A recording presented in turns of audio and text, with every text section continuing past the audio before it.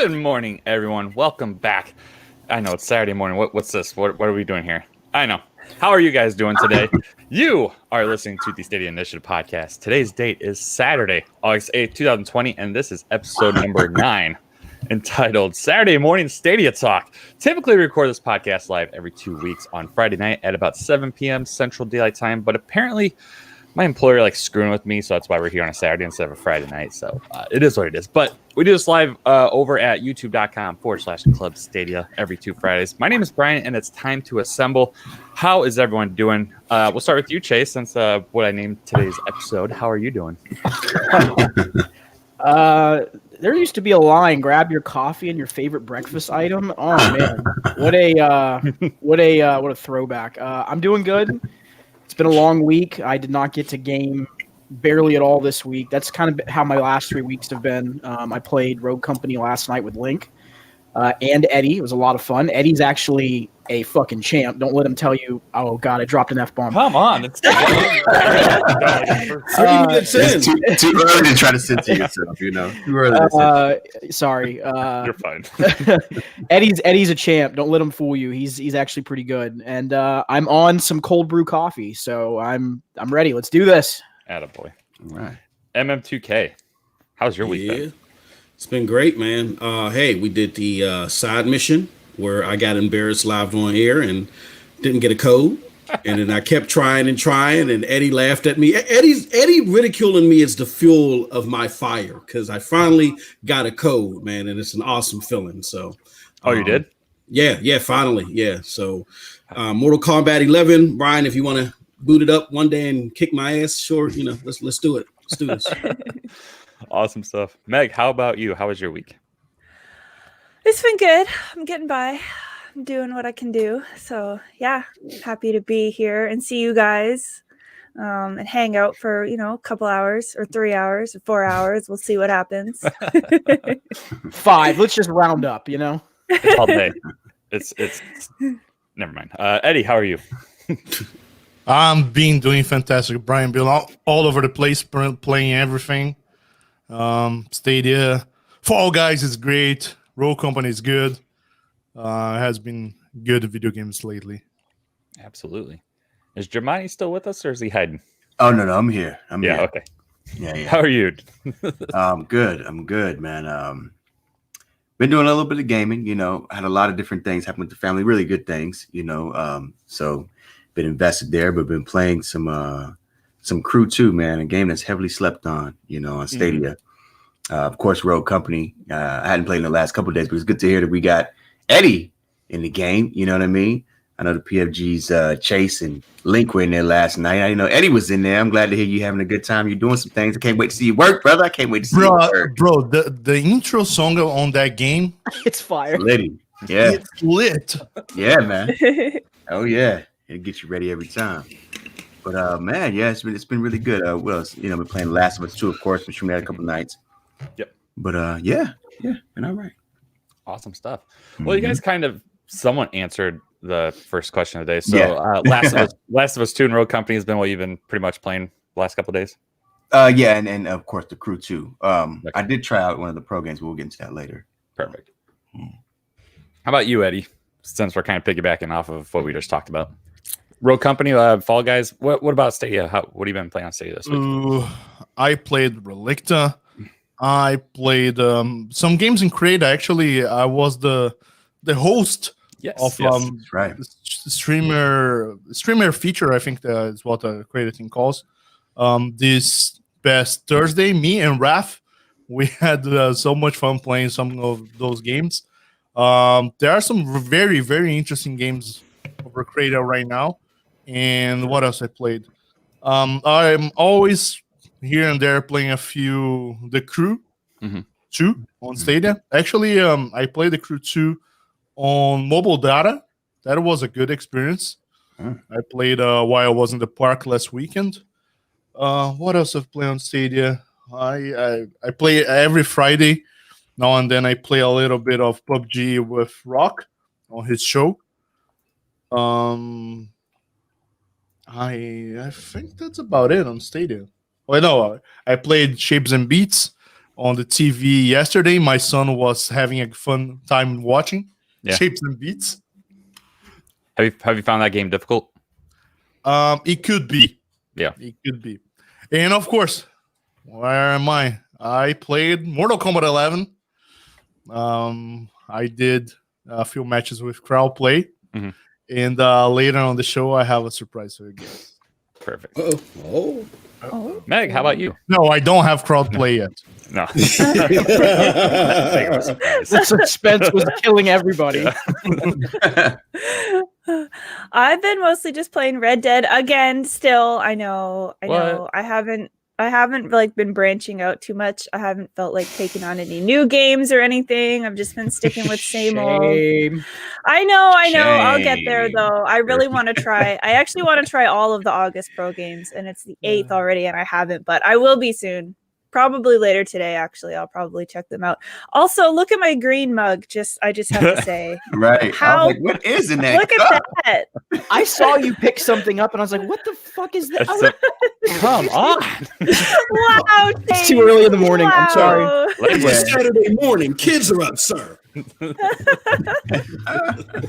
I was like, Oh "What my is God. that?" Wow. Okay, Eddie, what was that? I do have my chroma water as well. If you have to ask, you're not ready. MM2K, I mean, how about you? I haven't played a lot because Division kicked my ass, and literally, I don't know what they did. They like nerfed everything, and they made everything like super powered up. So there's like literally one spot in the game I can't get past.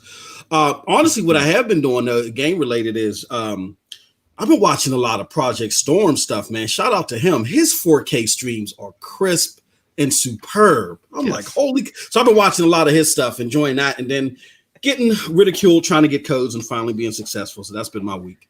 Perfect stuff. You brought up Project Storm. I know, I just want to get this out there in case anyone bought it or had heard about it, that Rage 2, had you guys heard about Rage 2's issue? saw that. Yeah. So if any of you guys in the chat picked up Rage 2 or heard that Rage 2 is giving you some issues, Project Storm has a fix for doing that, and I'll put that in the chat too. Chase, what have you been playing this week? Well, on Stadia, so usually I have I've talked about it before. I have like a routine before I go to bed. I'll find somebody that's live streaming and I'll hop in and say hi. Usually if Meg is on or Ray is on and I'm still up, I normally try to stop in and say hi. But my routine is I'll play one round of Destiny 2 PvP on my Pixel. So that's really all Stadia wise I've been playing this week. It's just been the last 2.5 weeks have just been really busy. Work has been kind of crazy, and once you're off work, family comes first, life comes first. So gaming has not been the priority. So it's just been Destiny. And that's a lie. A little bit of pub. I played pub this past weekend. And I actually got a chicken dinner on my own. That's the first I've gotten on Stadia on my own. Congratulations. So I was excited. I believe that. Now, No wonder he's been dropping the balls early. He got the chicken dinner by himself. He letting it fly now. no, I know you. Are you guys really buying that? Eddie is But- X'd. He's done. That's it, buddy. He's gone. No, I know you said that was your first time on Stadia doing that. It's actually your first chicken dinner. It's my first. Dude, you are going to get a copyright strike again. Stop it. We got WWE came after me. language What's up, today. We got music copyright strikes. Let's just go for all three. For real. No, as far as when I say it's my first chicken dinner on Stadia, so I would say for a battle royale, it's the first win I've gotten on Stadia. I've gotten like an Apex and Okay. and Warzone. I've played it on the PlayStation. Gotcha. Yeah. Well, I'm kind of upset no one said Celeste, so I think you guys are all going to be banned from the next show. So I beat Celeste over the last week. Awesome game again. Still, did not. I was hoping for a lot lower of a death count, but it is what it is. I was going for all the strawberries and all that stuff. So outside of Celeste, been like Eddie playing a lot of Mortal Kombat 2. That's been picking up for me a little bit. And of course, it comes with the whole crowd play thing. Like, it's like, yeah, I want to jump back into this, and it can be a tough game, but I mean, it's very exhilarating once you start figuring out combos and actually connecting with them. And it's awesome just to punish people. And Eddie, I'm available to play anytime. MM2K, available to play anytime. Chase, I don't know who else has Mortal Kombat. I don't know if you guys do too, but I'm ready. Oh yeah. But yeah, moving on. Speaking of crowd play just kind of launched the other day ish. Was it last Saturday already?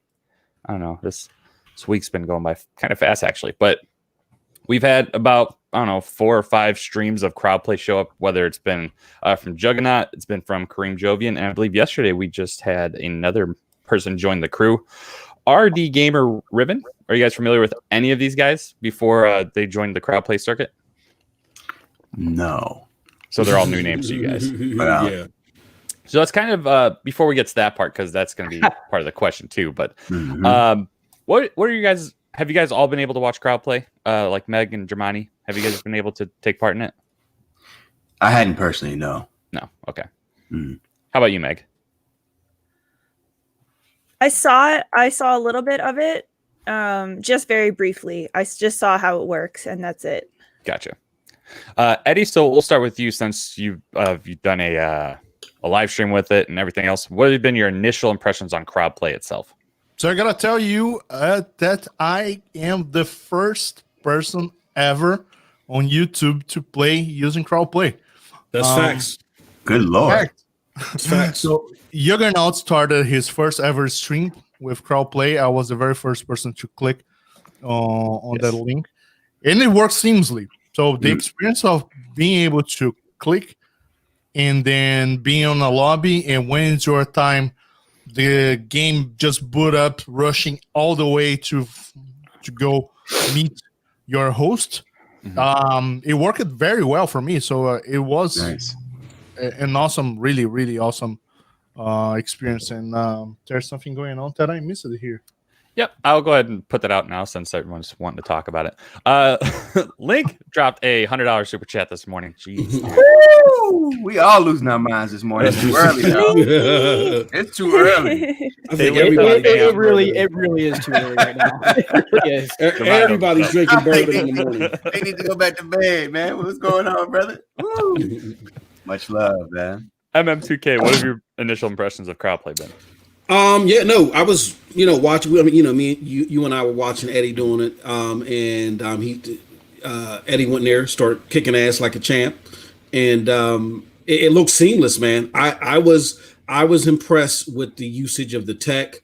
What also impressed me too was that you noticed that the non-Stadia people, they weren't eager to jump in. They were just asking a lot of questions at first, and then after I guess some went through the sign up, I started to notice some of them getting in and starting to play too. But I think that the integration of the tech at least is successful, and it's a good one.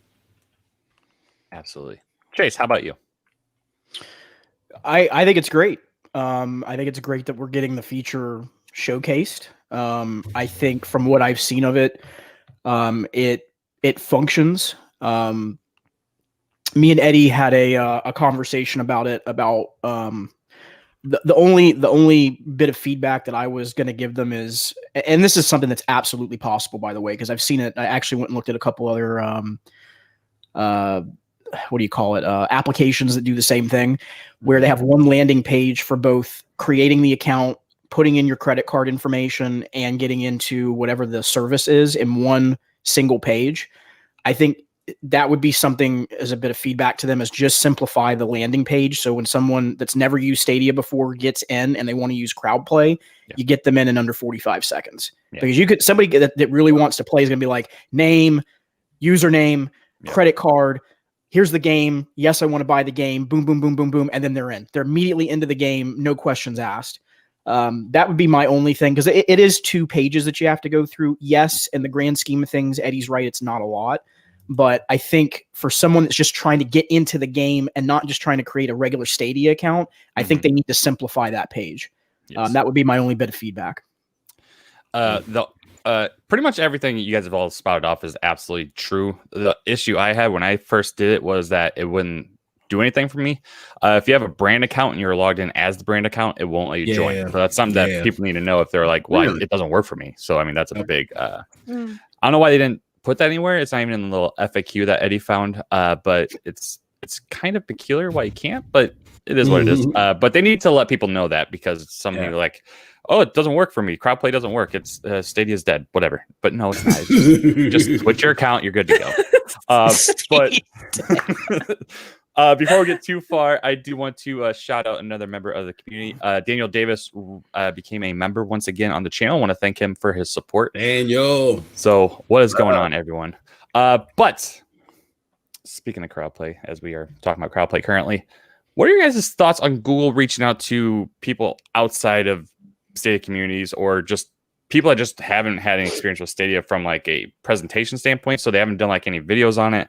I know these opinions may vary quite wide, but Germani, what are your thoughts on them going outside the community? You think it's like good move business wise? You think they should have looked at someone like us, or maybe a bigger gamer streamer that maybe like a PewDiePie or a Dr. Disrespect Meg? Right on. Personally, I think it's kind of twofold. I mean, obviously, it would be nice to have the people who've been a part of the community from day one to have this feature and spread the news. But I think it's also important for them to tap into an audience that has really no idea what the platform is about, and to see that this stuff works and show a non-biased impression, because most people here will be like, oh, it's amazing no matter what. That's what the assumption would be, right? So these people have no idea. They're working for the first time, and they get a good first impression that way. And I believe maybe they hadn't used a larger YouTuber or whatnot, because maybe they're not ready for that kind of traffic yet. Maybe it's like a soft launch of it and everything, just testing it out. And when they feel like it's ready, all the quirks are worked out and whatever, they maybe have Gen 2 established, and they're going for the long haul, big game. Then they'd have these larger channels, pump it out to everyone and their mama. Yeah. Well said. Chase, what are your thoughts on them going outside the community for this one? Well, I'm going to give you a balanced take, and I really am going to keep it down the middle. So I think perfectly balanced, as all things should be. As all things should be. So I think part of it is what Germani just said, as far as the smaller subscriber count. And I had thought that initially. I didn't necessarily voice it. Maybe I should have a little bit better, but that is part of why I think they may have chose to go with a smaller YouTuber, because they didn't want it to be as public facing at this point. But here's the and by the way, that them showcasing it the way that they've done it, there have been some positive effects. I think the first streamer that they used, it was about 3/4 of the Stadia crowd. The other one, I think it's Jovian. It was about 50-50. So I think they got a little bit of some exposure there that they were looking for. But I think there's one thing that again, and I'm just speaking from a marketing background on this, and also from a business strategic component, is I think they needed to do a little bit of both here. And what I mean by that is, and I'm going to say it here, I said it on the Unfiltered podcast, and I'll drop it in here real quick too. There was a Google employee. Filters change, please. Huh? Yeah, I know you drop it on the Unfiltered podcast, but please put filters. No, I'm not using language. I was about to say censor yourself. No, I learned my lesson from this morning. I had 2 strikes already. I don't want a third. But there was a Google employee that liked a post that someone put out there saying that it's not about us. And that optically comes across as, well, we don't matter. Now, again, I don't think that's what the Google employee's intent was. But that doesn't matter. When you like something like that and someone says something like that, the viewpoint is you don't care. And I think they needed to connect with the current audience, give the access to YouTubers that are already on the Stadia community, and give it to people out there that aren't, so that you create that mass exposure. And why is that important? You need to have that connective tissue with the community. And more important, Brian, is that this feature is not mutually independent. And I saw a lot of conversation about how, well, they can only give this to people that have millions of subscribers. That's not true. That's not true. They could have given it to someone that had 500 subs or 1 million subs. And if they did both goals are achieved. If they gave it to, let's say, Eddie said PewDiePie, right? If they gave it to him and he did, a mass exposure campaign, right? That achieves the goal. But what happens if he also gives it to an Eddie or a Meg or an MM or a Germani? They also then connect with the Stadia community, and they get to see it in a reality and it working. So I think they could have done both, and it was a missed opportunity, in my opinion. Fair enough. MM2K, how about you? I kind of have a different take. And I refer back to somebody on the panel and then a show that I think Eddie was on with me too. Eddie and our good friend Duncan. Eddie, Duncan, and I did a guest appearance on King Thrash's illustrious show where they were pretty much like trying to pick us apart and say, hey, why do you guys play Stadia? And a panel member by the name of Sick Humor had asked me, he said, I had said to him, I said, don't listen to the bibble babble from the wrong yays and the meme cast boys. You guys know my stick. And I said, these guys are idiotic. They're trying to do clicks. They're trying to fool the unsuspecting gamer. I said, if you guys want the truth, go to Stadia Source. You know what I mean? And Sick Humor said to me, he said, MM2K, he said, I hear all that, but why do I got to go to somebody with Stadia in their name in order to get Stadia accurate information? I just don't trust that. And I immediately responded back, but then after I reflected on it, I said, yeah, that is right. I mean, perception is 9/10 of the law. The fact of the matter is because we are Stadia content creators, the outside world that have been filtered with the wrong yays and the Paul Tassies, they have been tainted. And I believe the way that Stadia looked at this is that, no matter how truthful we say what we say is, no matter how many times I sit down with Clive and Clive breaks it down elegantly, it's not going to resonate unless it comes from outside of the silo. Right. So what they did, and I think what they did is they went to people outside of the silo to broadcast this. And I don't think they did this by numbers. I think they did this per variety. Because if you look at everybody that got codes, they connect to a variety of different gamers. Juggernaut, he does some Nintendo stuff, but he's an Xbox person. You know what I'm saying? And then Jovian's trying to start off his content channel, but then he goes to a bunch of people and this RD gamer guy. Everybody spreads to a plethora of different gamers. So I think that was their strategy here. And then look, as far as Stadia content creator participation, we were there. 75% of the people that got codes were Stadia people. We made this thing look cool because I think Stadia realized that the non-Stadia people were just going to sit there in the background and be apprehensive because of what Wrong Gay and all the other people told them. So overall, I get the strategy. I get where they did, why they did it this way at first. I'm willing to see how this pans out towards the end before I give my final judgment. Ultimately, do I believe that Stadia content creators, the foundation of this community, should get codes? Absolutely. I think that would be the best gesture that they could give the community. But why they gave it to people outside of the silo first makes perfect sense to me. Fair points. Meg, how about you?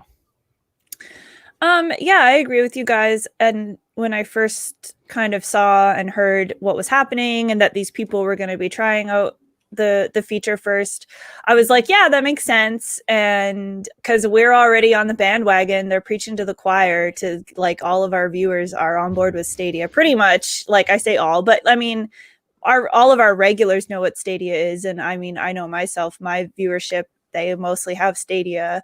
But then when it happened, I was like, "Aw," do you know what I mean? So, when I heard it was coming, I was like, "Yeah, that makes a lot of sense. That's great." And then it happened, and I was like, "Man, I feel like that should have been us, because we've been grinding and we've been talking about Stadia for ages, and you guys have been making videos explaining it, and I've been ranting on my live streams and converting people and so I think they should have done both. I think that's kind of what Chase said, is that they should have given a few to live streamers who are sort of in the community.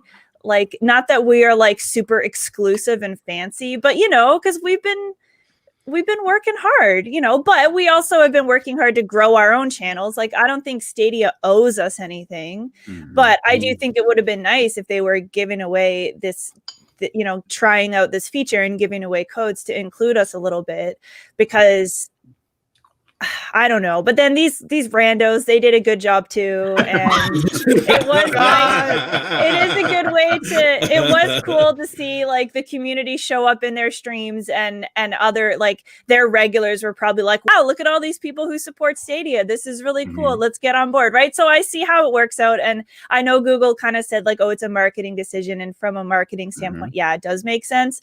But it did hurt. It did hurt a little bit. It kind of did hurt. So, but overall, I'm supportive, and anything that grows Stadia and anything that gets the word out there, it's like I support, right? Because that's all we want is we just want everyone to support Stadia and to try it out at least and give it a fair shake. So that's my opinion. And those streams are proof that Stadia has more than 5 people that play on it. So Come on. It was full pandemonium for them codes, man. I'm telling you. Yeah, it's crazy. it was just a little bit. I'm glad you got one though. Right. All right, Eddie. I know where you stood a couple days ago. Do you still stand in that same spot, or have you kind of changed your tune? Let me say that I've been through the 7 stages of grief. Yeah. Hold on, before I let you keep going, do you want to explain where you first stood and maybe where you might be now? Okay, so I first stood as all of the comments already made by the panel, without actually nothing else to add. And then right now I'm already in peace that thing happened. I still don't understand the strategy in terms of marketing, in terms of PR. What's the strategy in terms of technology testing? By the way, I do have a background in testing. I have ran. I was a manager over 200 people testing across the globe. It's called Follow the Sun. There was a methodology where it started on Australia and would finish in Las Vegas. So I was managing a lot of testing, and Google holds the technology to be doing this kind of test with multiple users without any issue and getting more data. Now that that is over, I just would say the feature is closer than ever. I do think when September, it's like 3 weeks from now.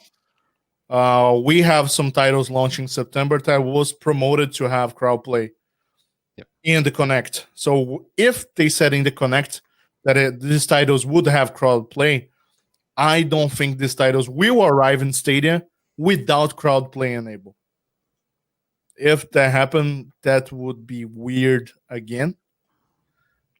And anyway, I do think it's good that crowd play. It's here. And I want to make a quick announcement. After we finish our stream here, I don't know what time we're going to be finishing, but I'm going to be starting a new stream playing Mortal Kombat. So everybody here on chat join me. Awesome. And we will have crew play. Because so we're going to have crew play. And I have one single Mortal Kombat code to give away. Don't ask me how. Awesome. Yeah. Nice. But yeah, chat, join there. And if you don't have Mortal Kombat yet, I hope you are being the only one selected. I don't have 20 codes. I'm sorry, but I'm gonna go to you guys. Awesome. Beautiful. That's a great token to the Stadia community. And again, it Stadia, we know they're listening. I personally get the campaign, but I do hope that when they close it out, that they do, give some codes to the people that lay the foundation. I do agree with that. I don't think so. See, but I don't think so. Yeah, I don't have any faith in that either. But and it's not that I'm trying to be negative, but I think the thing that is the big one is that they need to have had some retention strategy here to keep people on board. And I think that's where they could have done a little bit of both. And it wouldn't have hurt them to do that. It's not going to stop the other campaign of these other streamers still doing what they were going to be doing. Brian, I wanted to add one other thing in here. Just real quick is on the codes that they gave out. I wish they had done a unique URL that was only unique to brand new users signing up to Stadia. So basically what I mean by that is when they started giving out the Mortal Kombat codes, they could give out a link that only for a new user signing up, when they sign up, they get access to Stadia and the game. That would have then forced or started moving the needle towards new adoption rates versus the codes getting picked up by, and nothing wrong with this, the existing users got it. But if your goal is to get this out to new users, that would have been the better way to do it. So I'm not sure what their strategy was. That involves a lot of coding changes to be done. Yeah, but not. I got to be fair. That's not super intensive though. It's not super intensive. There's ways that they can drive that. So you think the code should have just been for new users entirely? I do. But I get that they may have just wanted to say, hey, we're giving out codes to drive traffic there. So I get that side of it as well. But I think part of this though is they want to get it out to new people, right? They want people to know about Stadia. So I think that's long term. I think that's the better play, because if they want to get people on the platform, that's how you're going to drive that adoption rate. It's not going to be driven by existing users snapping up game codes. Again, just to be fair. So yeah.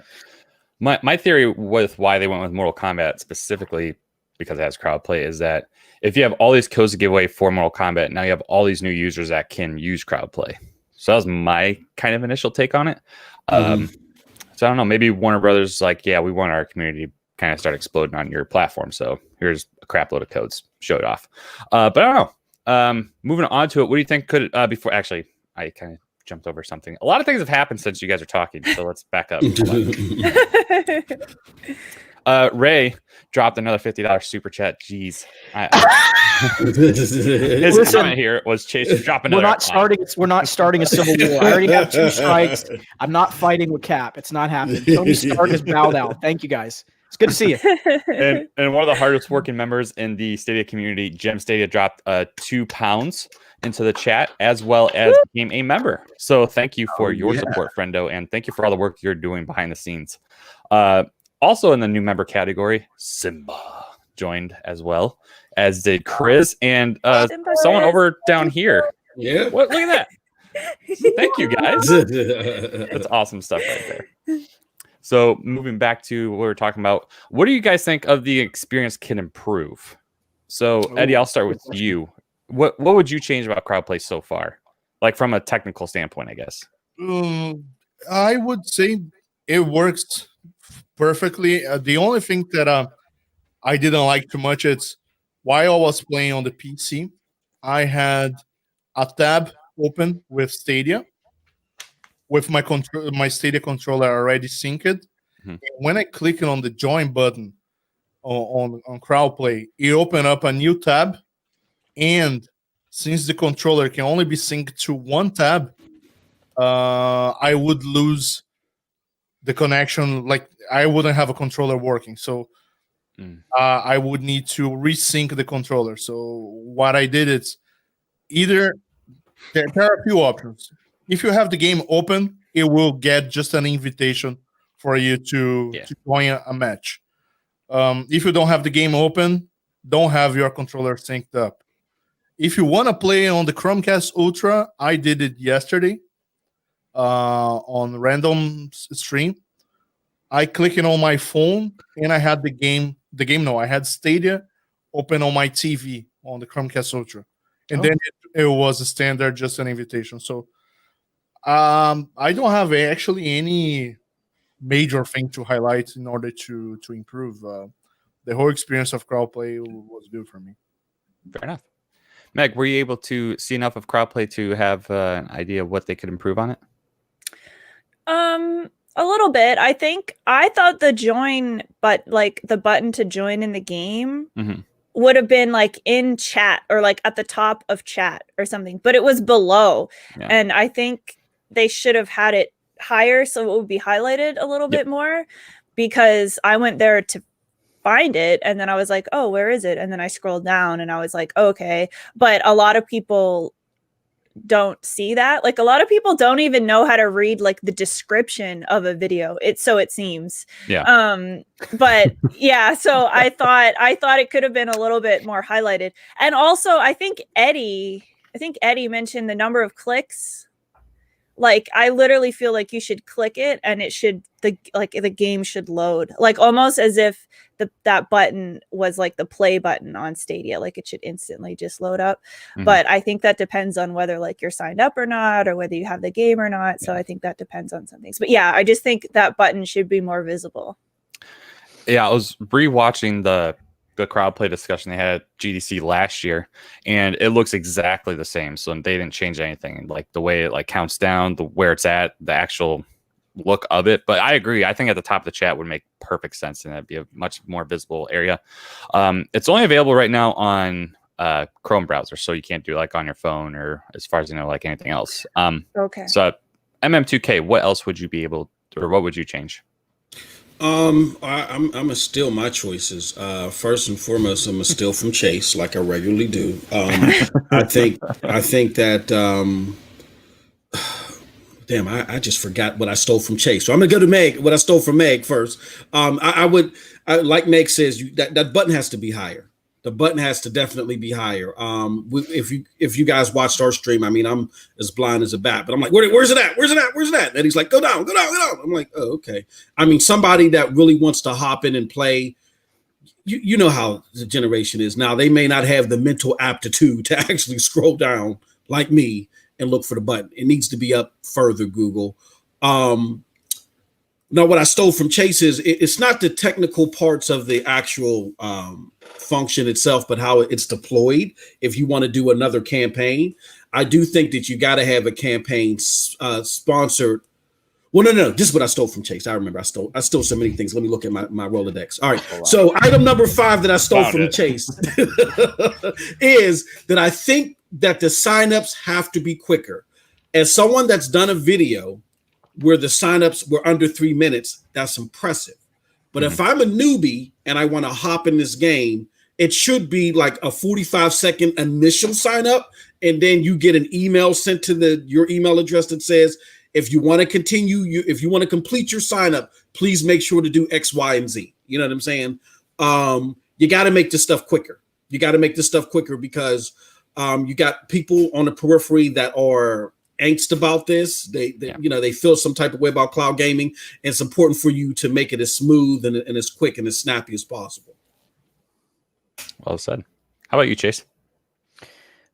I mean, everybody said kind of what I was going to say. I think visibility wise, they can move that up.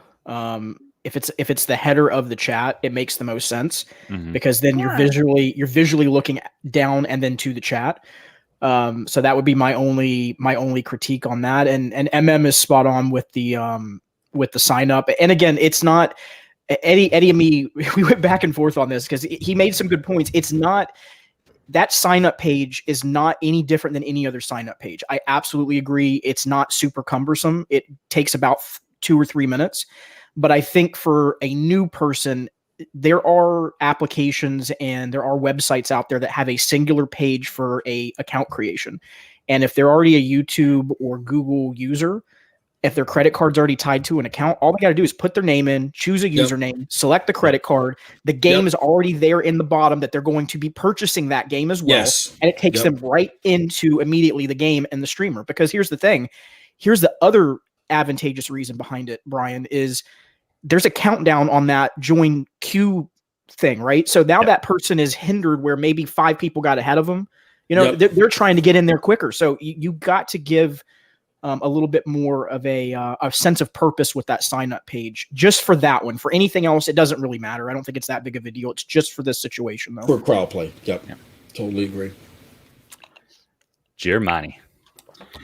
Well, again, I mean, I hadn't really messed around with it much, but I mean, everything that people are saying at this point in the panel makes perfect sense. So, you know, I totally agree. I mean, just breaking down those barrier of entries, you know, to show off that convenience. Again, they're talking about convenience using Stadia, make it more convenient for people to get on and, you know, subscribe and pay for these games. That's what you want. So improve that. Yeah. Well said, everyone. All right. I think it's time to move on to our next topic of discussion. A competitor is officially joined the field. Microsoft has officially announced xCloud's entrance into the market, and we should see this on September 15th. Now, the idea behind it was that it was going to be kind of integrated with Game Pass, which was confirmed. So pretty much every Game Pass game will be compatible with xCloud, which will allow you currently to just play on your Android devices, whether it's a phone or tablet. Not available on PC. You can't use your Xbox to stream games. Germani, I'll start with you since you did the Xbox showcase. xCloud, Do you think this is a competitor for Stadia right out the gate with Game Pass being a part of their subscription model? xCloud has entered the chat. Yes. I mean, of course. I mean, it's offering cloud services, so just by default, it's in the same marketplace, and they have a much stronger marketing campaign at this point. They're ready to push it out, and they've got a lot behind it in terms of games and a community that's already established, and of course a hardware that's being marketed as well. So it's going to get a lot of attention, and so it's going to definitely make it competition for sure. I mean, as far as what the technology is capable of, no, but at the same time, yes, for people who are looking to get into cloud gaming, absolutely. Yeah. Have you been able to try xCloud? Yeah, I've had xCloud. Oh man, I mean, since early beta days, Okay. Yeah. So I mean, I personally, again, like I said, I don't think it performs nearly as well, and it doesn't offer the amount of options and versatility at Stadia. Sure. But I haven't tried it here lately because, again, looking at my options, through the suite of different cloud services, to me, it's the less preferable option. But who knows? Maybe it'd be much better as they're touting it. So we'll see. Perfect. Chase, what were your thoughts on the xCloud debut release announcement? I mean, expected. We knew they were coming out into the marketplace in the fall. I thought more of Q4, but it looks like they're accelerating their plans a little bit, which fine. This advertisement is the advertisement that Google should have done day one. We've all actually talked about this exact ad. Literally, all of us have described this ad. And I don't know why Google didn't do this already, but again, it is what it is. You can't change what's already happened. And as far as whether it's a competitor, I think I'm going to be a little bit kind of split on this. I'm going to explain my reasoning. So I think for a user that is only buying their games individually, and there is a demographic out there that fits that mold. I don't know that this. Say that again. I said all of us. Yeah. I don't know that a subscription model fits that, but here's what I do want to be authentic about, and this is the flip side of the argument. There is a demographic of mid and hardcore gamers that do want this type of model, and it is a large quantity of people. I'm not saying that it's the larger percentage, but it does exist. And I think this is going to force Stadia to either revamp Pro in a sense. And what I mean revamp is instead of you getting the games and you claim them, I think it could be where they're just there and you claim them, and then they're constantly in your library, or they're going to have to offer something that's competitive to this down the line. Now, the answer to that could be Uplay Plus. We've all talked about that too. Because I do think Ubisoft's library is a little bit better than the stock Xbox library. Again, in my opinion, that's just my opinion. But yeah, it's interesting. I think competition is healthy. It's good. You want to see all of these companies survive. And I don't know. I don't know really what to think of this just yet. I don't know that it's a big deal here in North America. I think globally, this is a much bigger conversation, and I'll hold off on that part because we all have different opinions, I think, on that one. Well said. MM2K, what are your thoughts on Xbox's xCloud debut? I want to say first and foremost, damn it, Chase. If I'm going to still offer you, at least let me do it after, on different shows so it's not so damn obvious. God damn. I mean, what else can I add to it? But you know me, I like to talk, so I will. Yeah, geez, Louise, he hit it right on the nail. I mean, here's the thing. I will first and foremost say that xCloud commercial, excellente, perfectimo. That was the commercial that we had urged Stadia to do. I've done shows, Chase, Jamani, Eddie, this exact campaign, and it angers me. It's like that child, if you're a parent, where you tell the child to don't do something or do something to avoid a situation, and they don't listen to you, and then they come back to you and they're like, oh, Pops, oh, I'm all mangled up now. It's like, you should have listened. And it just infuriated me to see that everybody was trying to tell Google to do this, and the person that should have listened didn't listen, and the people we weren't talking to listened. It's like Phil Spencer was sitting there with his notepad like, yeah, that sounds good, 6'4", yep, gonna do that. So that was infuriating. With that said, to the competitive part, because their potential player bases cross paths, yes, there's competition there. But I want to say this, and this is where I like to call them the puke pundits. The puke pundits just tee me off because they make it seem like that the cloud gaming community is just this monolith of people that just want to play on phones. And Chasen and Eddie and I and all of us really on this panel talked about it to where the mobile aspect is going to grow over time, specifically in the Asian markets. But right now in the continental US, it doesn't. It's only 11%. We already did the study. 11% of people prefer to play on phones. The vast majority of cloud gamers want TVs or laptops, right? So there's a crowd that Stadia is appealing to. There's a crowd that xCloud is going to appeal to. They can both live in the same space and same time. So for those that in the lamestream media and in the puke pundit world that says, xCloud got Destiny now, there's the death to Stadia. Don't listen to those goofballs. It's not true. And it's great to have this model out here for the people that want it. But ultimately, because they cross paths, there is some type of competitive nature to it. But right now, we're not going to see the apex of that right now. Well said. Meg, what are your thoughts on xCloud so far?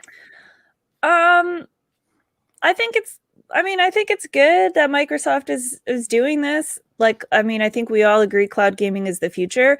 I think that all those Xbox fanboys and fangirls who love to bash Stadia are probably going to love it so much because when you sign up for it, you do get access because you have to have Game Pass to use xCloud, right? Is that correct? It's part of Game Pass. It's part of Game Pass? Well, it will be, yeah. Yeah, so it's kind of I feel like that's a big complaint people have about Stadia. So whether that's true or not, people are like, oh, Stadia isn't the Netflix of cloud gaming or whatever. But I do think that xCloud, for those people who have issues with some aspects of Stadia, is a good option. It's much more limited than Stadia, but people don't seem to really even realize that, at least from the things that I've been seeing. It is limited to 720p from what I understand. And you can't play it on your TV. So it's going to seem as if you need an Xbox, and in addition, you need to have the xCloud to be able to play mobile, whereas Stadia, kind of everything is all in one. So they are a little bit different.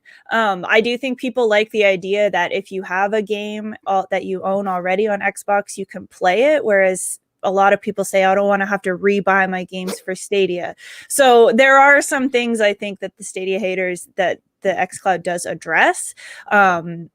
But if you just want pure cloud gaming, that's not really what xCloud is. So I think some people are going to love it and some people are going to see the limitations of it.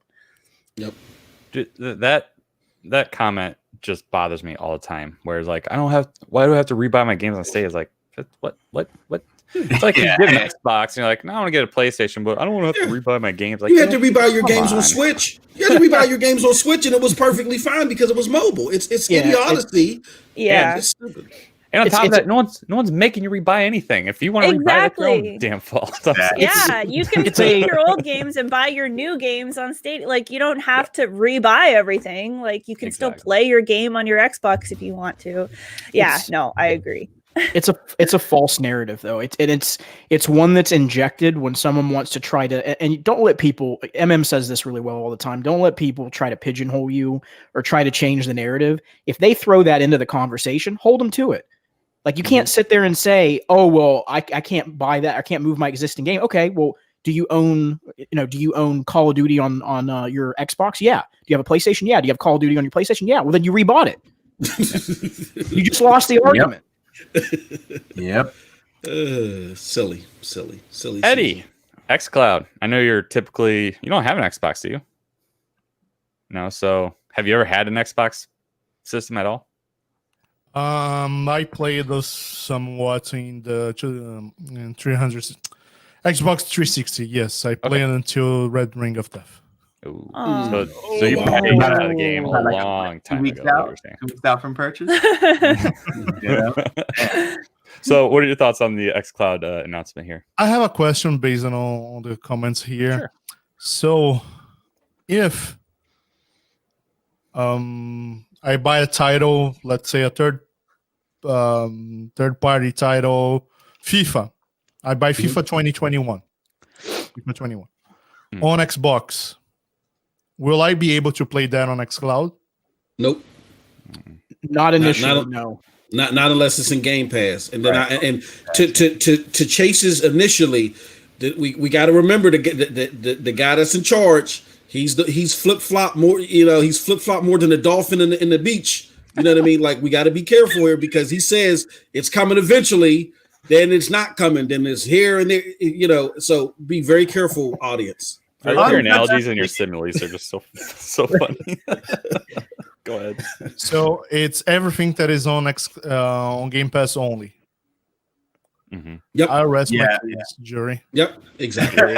And those games they rotate out, so you can be playing that game today, and tomorrow you wake up to play it and it's gone. Absolutely. Yep. What? Yep.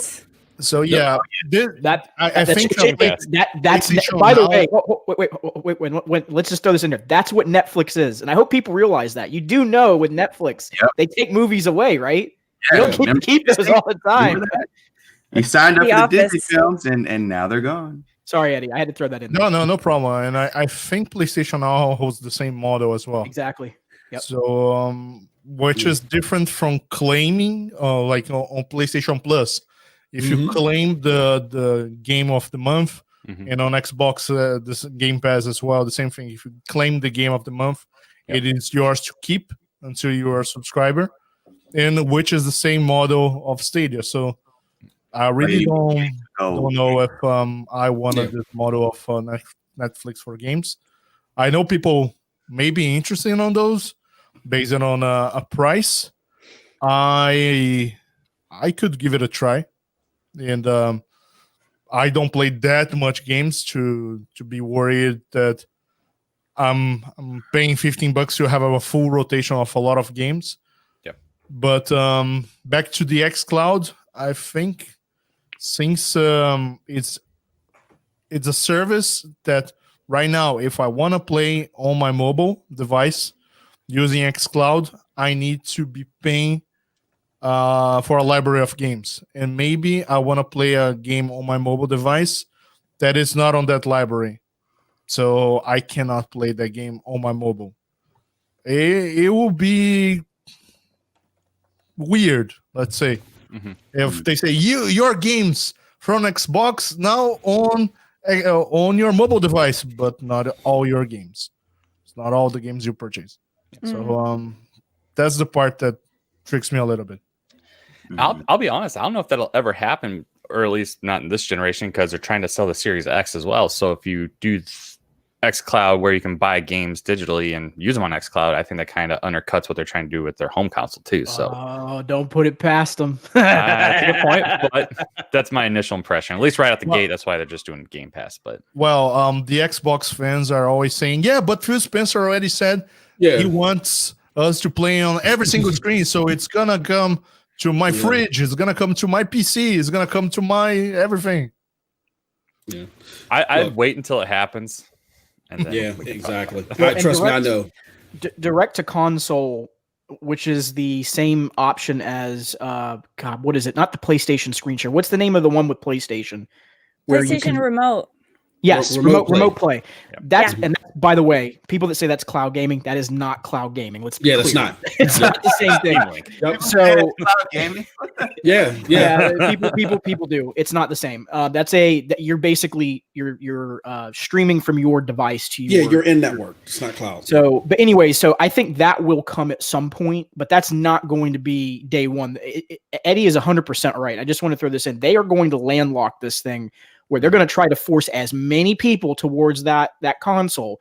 And then MM says it all the time. It's going to be a 180. All of a sudden, Phil Spencer is going to say, oh, guess what? Now you can buy individual games on xCloud. People are going to be like, what the hell? Yeah. I bought a console with y'all and I could have done this. What gives?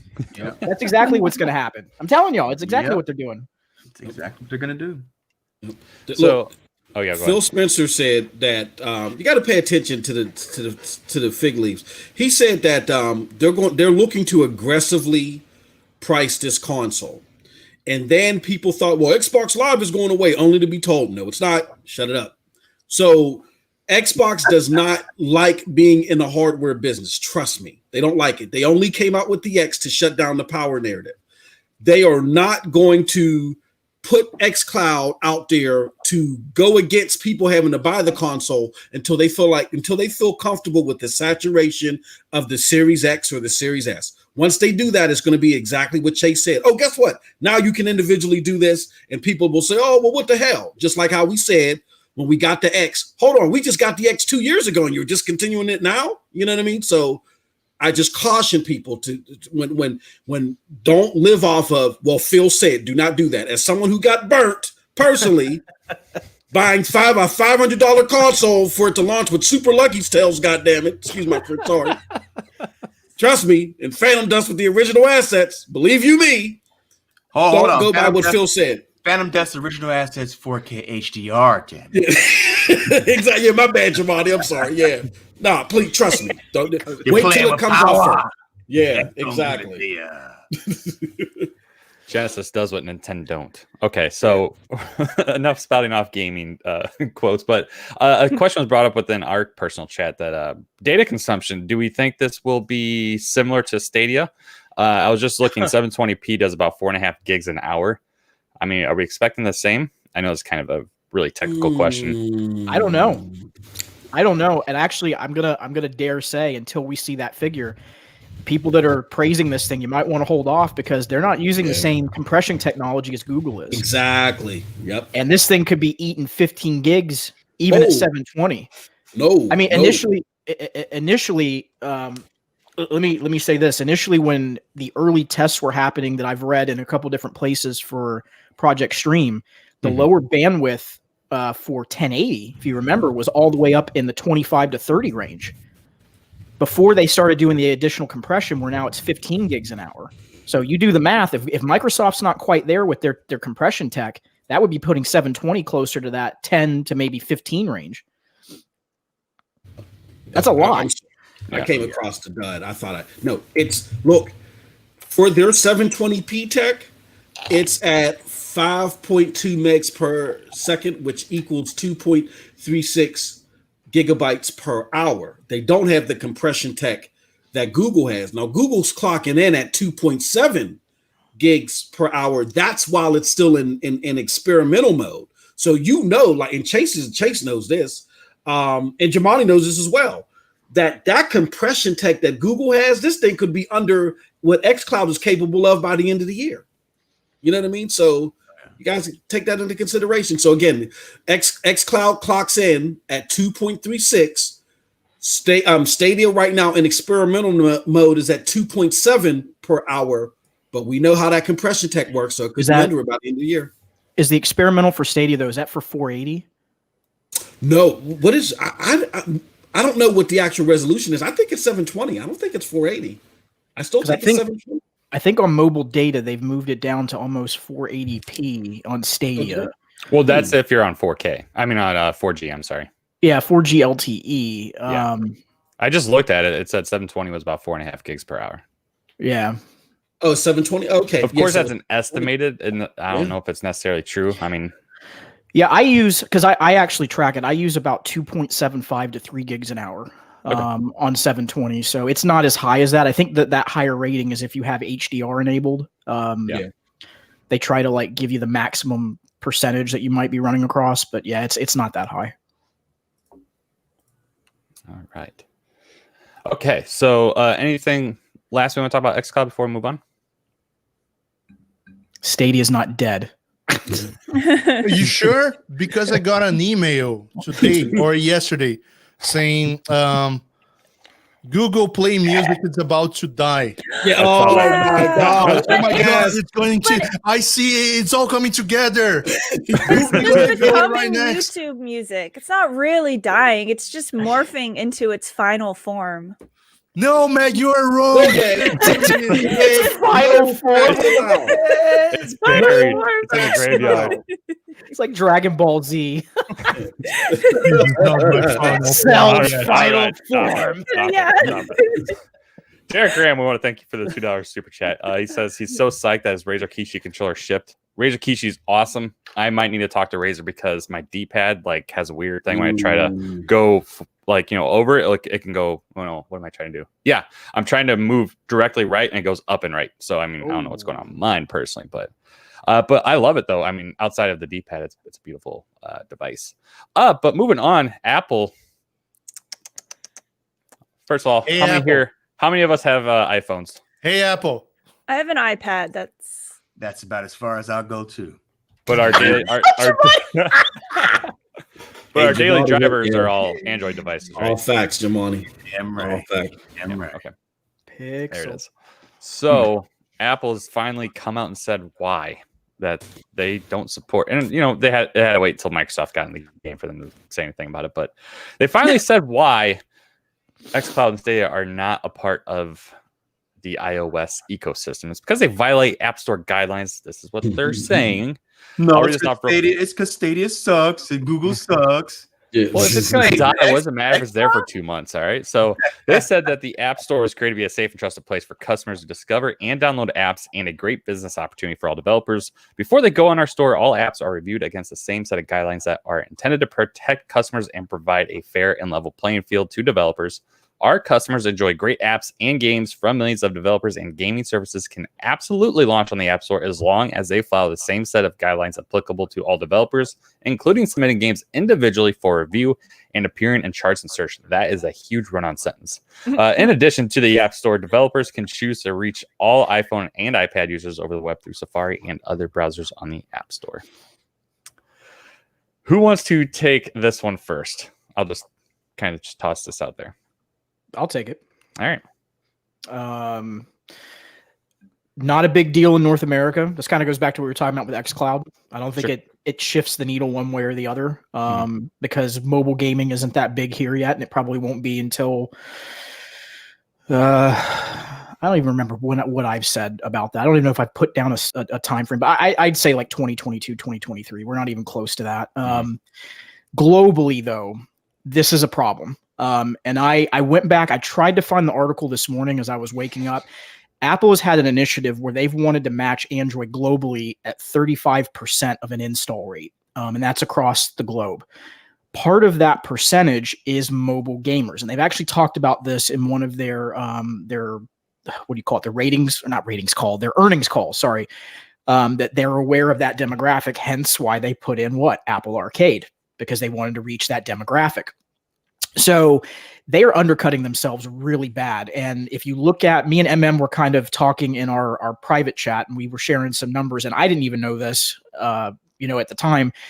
South Korea, which is one of the markets that they're getting ready to go into, the actual numbers in South Korea, the Android device, or I'm sorry, not the Android, the Apple device install rate has been increasing over the previous year and a half or so. So that's a problem in that market because that's a place they're going into. I think in Brazil, that's a problem because I know it's big there. China, I know we talked about that a couple of times. I would say hold off on that because China really isn't seeing any movement with cloud gaming, whether it's Google or Microsoft right now. Tencent's kind of got a grip on that market. But I think globally, this is going to undercut their position. I don't think they thought this out. Chase, I really don't.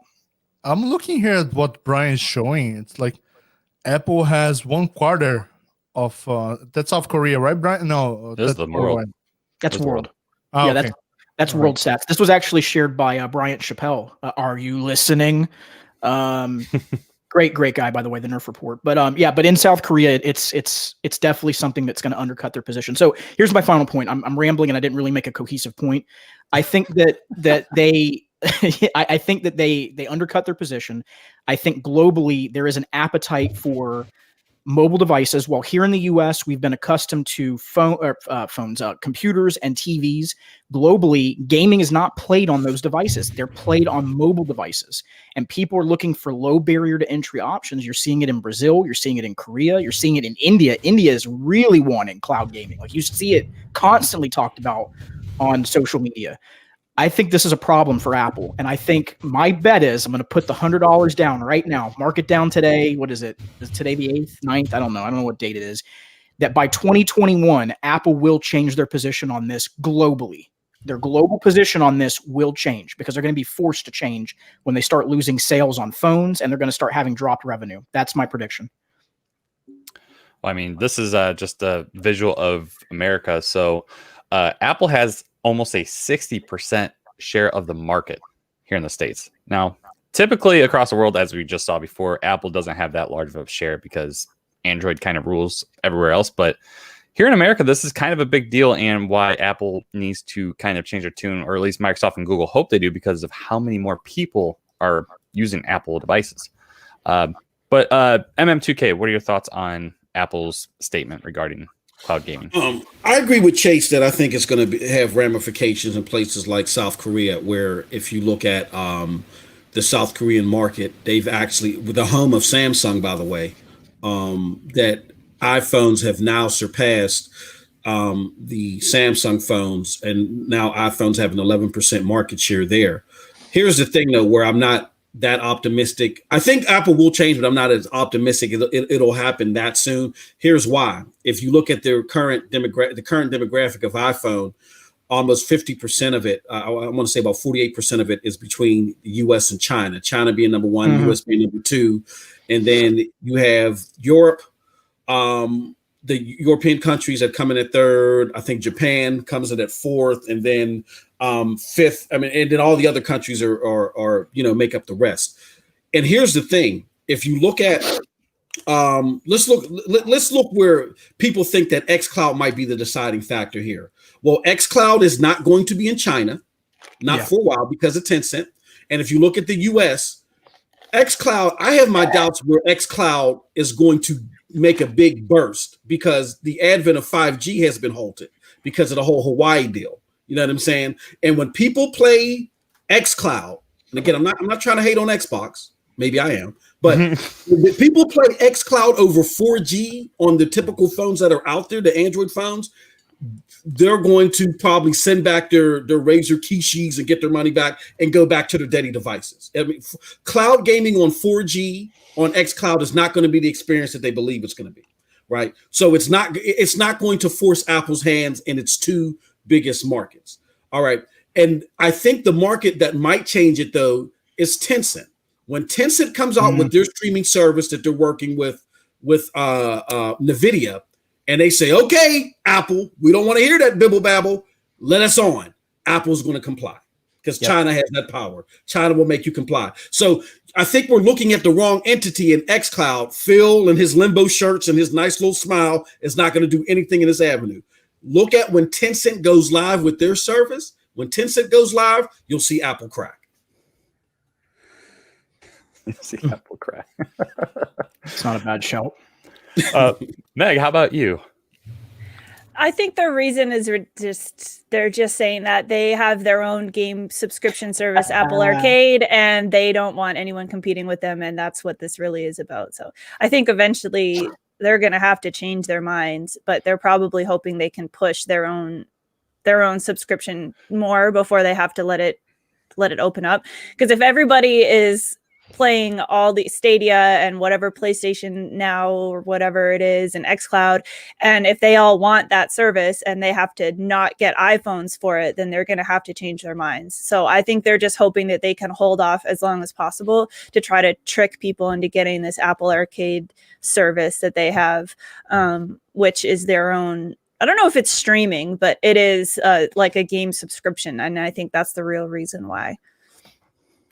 Now, I mean, to that point, though, take like a Vudu, for instance, on Apple devices. You can't purchase or rent movies on there either. So, I mean, Apple kind of has this weird thing where they don't want competition on their own platform, where Google's wide open. You could do all these kinds of things on their platform. So, I mean, it's just something to keep in mind.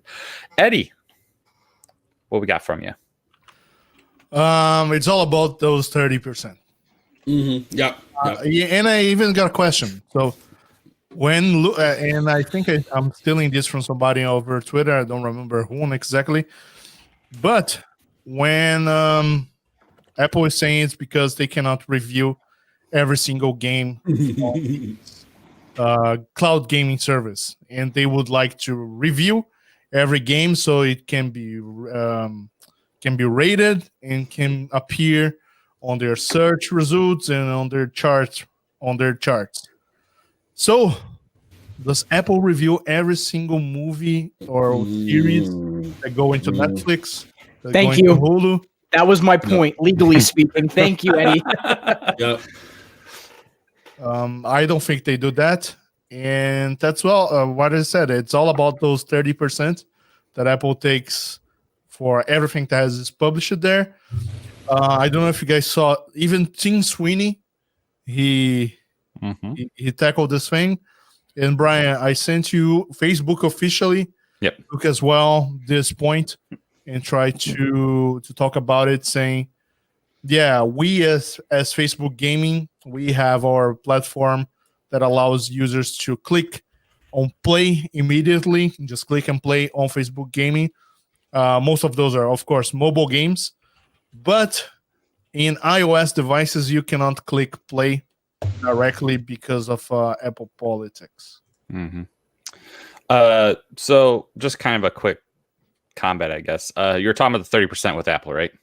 Yep.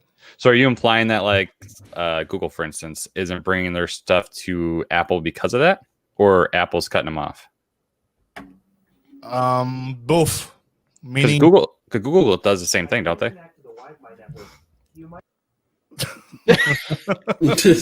Apparently, you struck a nerve because they decided to start chiming in. I'm like, what the heck was that? Sorry, I won't say that word again. So yeah, Google does take 30% off, but when you're launching a streaming service inside of Google, like Google, you have xCloud available on Google. Google is not taking 30% off of subscriptions or games purchase over that application. With what exactly? I think you're saying that Android, since xCloud is on there, they're not charging Okay. Microsoft that kind of. Yeah. Okay, I'm with you now. Okay. And then Germani, what were your thoughts on the Apple? I don't think they want to get beat around like Microsoft has been getting on their own operating system. You know, who rules the Windows operating system in the gaming space? Not Microsoft. You know what I mean? They're struggling to get Windows gaming to be relevant right now. And as Meg has said, you know, Apple wants Apple Arcade to be a thing, you know, to be relevant.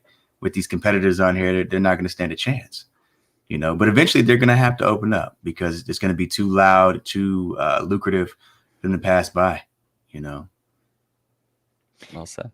And legally in court, they're going to lose for the point that Eddie just made, because that's exactly how the legal counsel and attorneys are going to tackle this. Your argument is you can't go in and rate individual games on a subscription model. Right. And how are you letting Netflix on? They're going to lose. They can't win that legal battle, that challenge. This is a short-term play, right, that they know they're not going to be able to long-term be able to stick by. That's all it is. Facts. But Your Highness, it's Your Majesty, but go on. Right. These are games. These are not movies. And games, we rate the games ourselves. Yeah. Right. Right. And then they're gonna come back and say, all right, but all of our games are rated in RSB ratings or equivalent on each country. So that argument doesn't stand. Yep.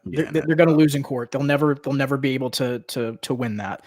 I mean, if you have Microsoft and Google teaming up against Apple and Facebook. Oh yeah, Facebook, yes. So we'll bring up Facebook up here real quick. Because Facebook has been trying to get their gaming app integrated into Apple, and they're having some issues with that. So they finally just launched a standalone Facebook gaming app, and the reason why this was kind of a long time coming for them is because they were fighting with Apple's App Store policies.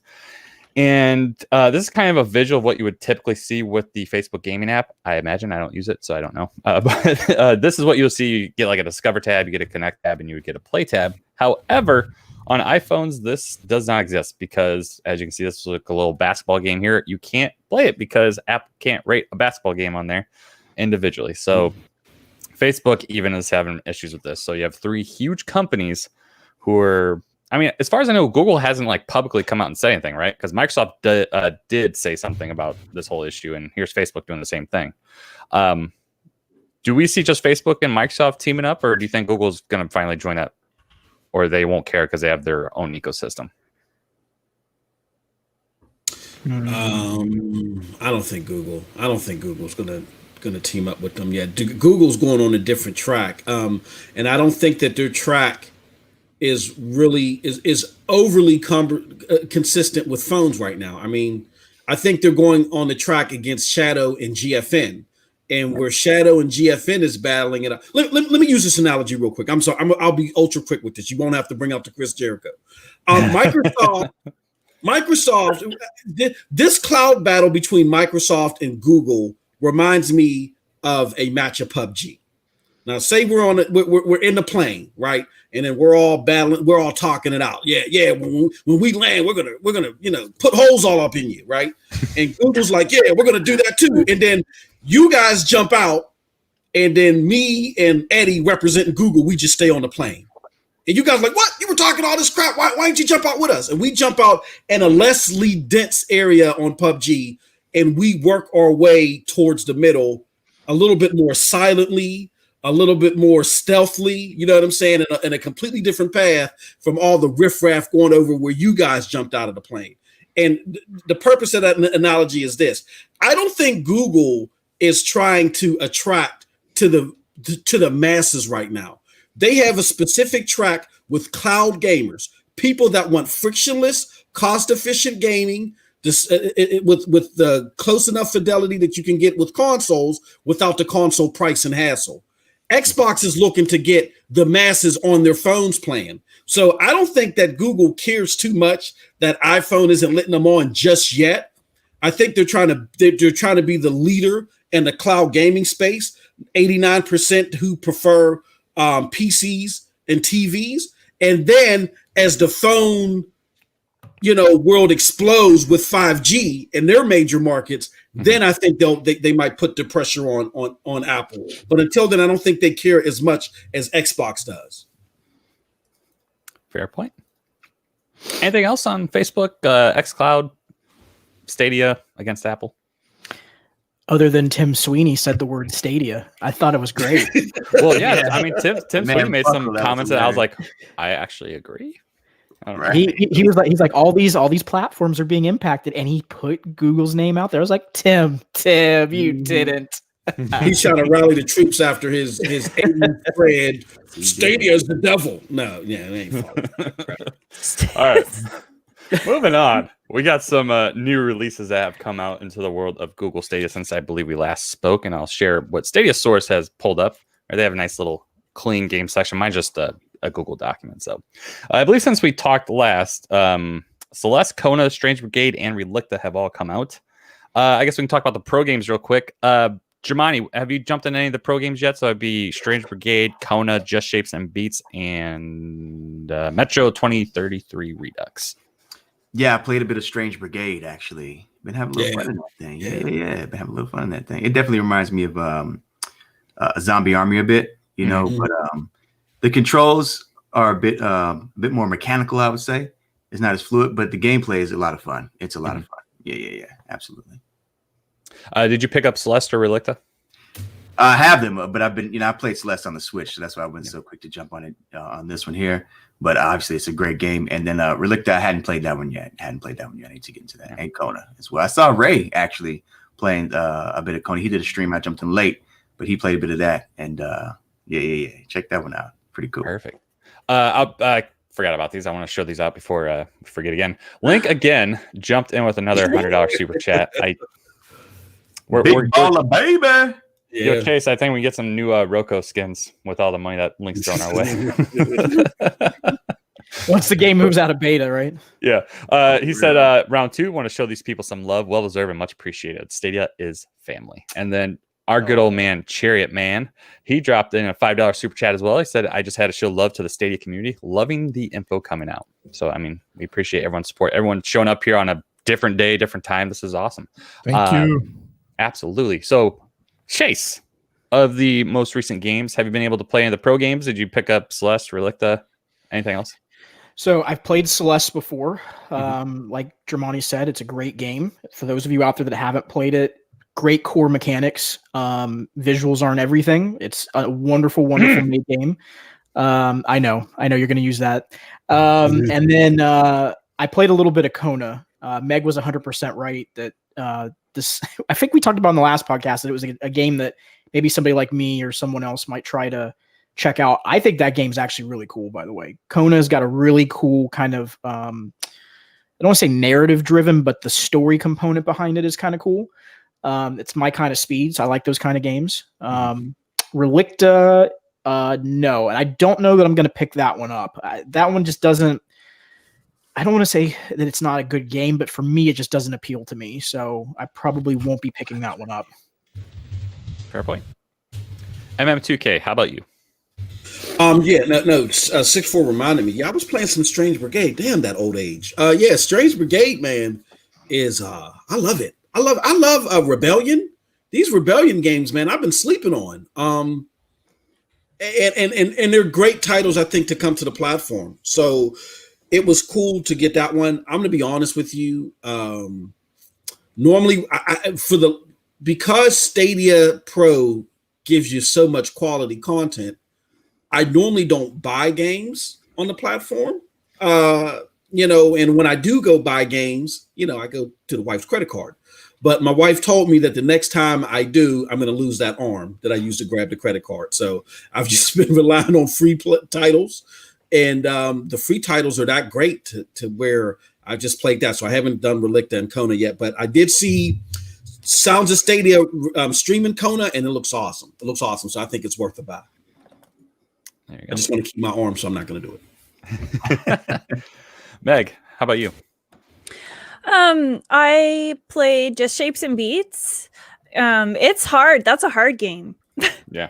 That's all I'll say. I wasn't any good at it. I made a little video and I had to cut out so many times that I had to die and redo the same part over and over because it's just like, I don't know, there's so much happening and yeah, it was just a lot. It was overwhelming. But the next game I want to try out is Kona. I really want to try that and see how that is. So I'm glad that you liked it, Chase, because I think I will also like it. And I was saying Relicta. I thought it was Reletica. Like I was completely yeah, my brain read that as I'm telling you, man. I love it. But I think I might want to check that out. But I gotta try these. I gotta try all the free games they gave us for August. Gosh, like I'm playing catch up here. And then if I have time before September, then I may try out Relicta. So we'll see how that goes. But what was the question? I don't know. What are your thoughts on Have you tried that one? No, but I want to play because I really like Zombie War, surprisingly. And this looks to me like Zombie Army Dead War, whatever. I always get that wrong. I don't know why. The zombie game. Can I just call it the zombie game? Yeah. It looks like a mix between that and Tomb Raider, and I think that looks really cool. So, and I've purposely not been watching anybody's videos on these games because I like to go in like fresh without any spoilers. So I've been avoiding everybody's content about these games because I want to try them for myself first. But I do want to try them all. The Sniper Elite is probably. Why don't I see that on this? I don't see it on there. Sniper Elite's not in there yet. Oh, that I will try that, but I'm the kind of the least excited for that one. I want to try some of these more radical games first. Cool.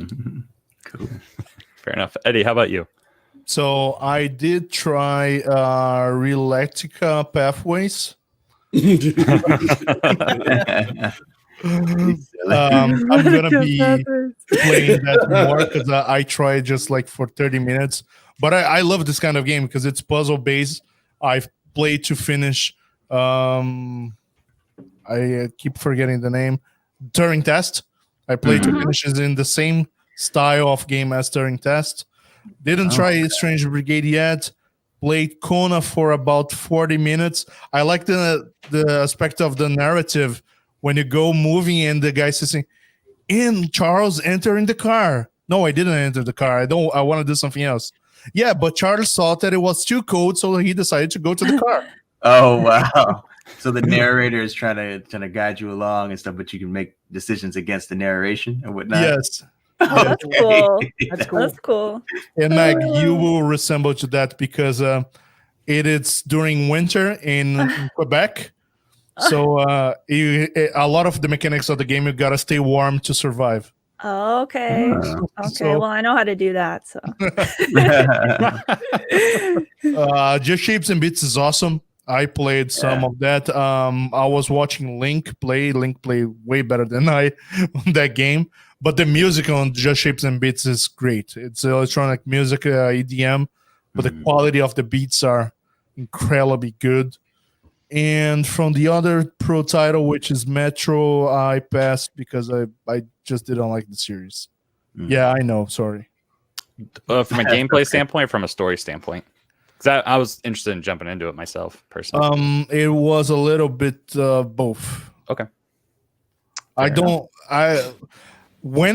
Because the weapons and the style is too, I would say, what's the word I want to use to say it? It was old. Yeah, the weapons are like really DIY. Yeah. So I like more that when it's like World War scenarios, like Battlefield games, Medal of Honor games. But when I saw the weapons there, didn't caught too much of my eye. So I ended up passing. Even the very first one, Metro Exodus, I ended up passing. That's fair. So you didn't even claim them? I claimed, of course. Oh, okay. I do have everything claimed on my library. Okay. I'm not going to call it backlog because I'm never going to be playing that. And it'd be different. Somebody who may come over and like, hey, I like that game, you know? Hey, yeah. I Maybe guess, when whatever. Family Share comes out, someone Yep. on your Family Share wants to play it. So Yep, that's true. Always get to claim them. Yeah, it doesn't hurt. Doesn't take up space. So I mean, it may take up CCU screen space, but it is what it is. oh yeah, right. Give right. us a new UI, Google. Jesus. Freaking All hide right. them. Yeah. All right. So what's up? No, I'm sorry. It's just because yesterday I was listening to one podcast from Rob and Bully's family. Oh. And Yeah, friend of the channel.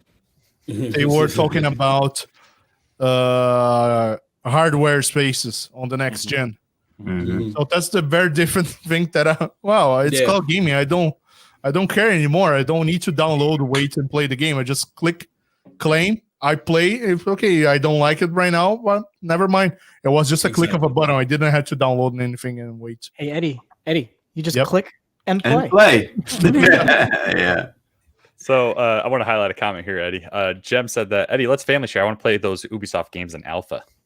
So right. if you're new to us, Eddie was able to get a hold of the Gods and Monsters alpha build that was on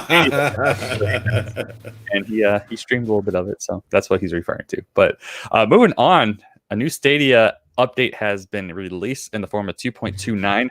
Good friends with Stadia Source, they are now on this immediately, so they want to beat 9 to 5 Google to the punch.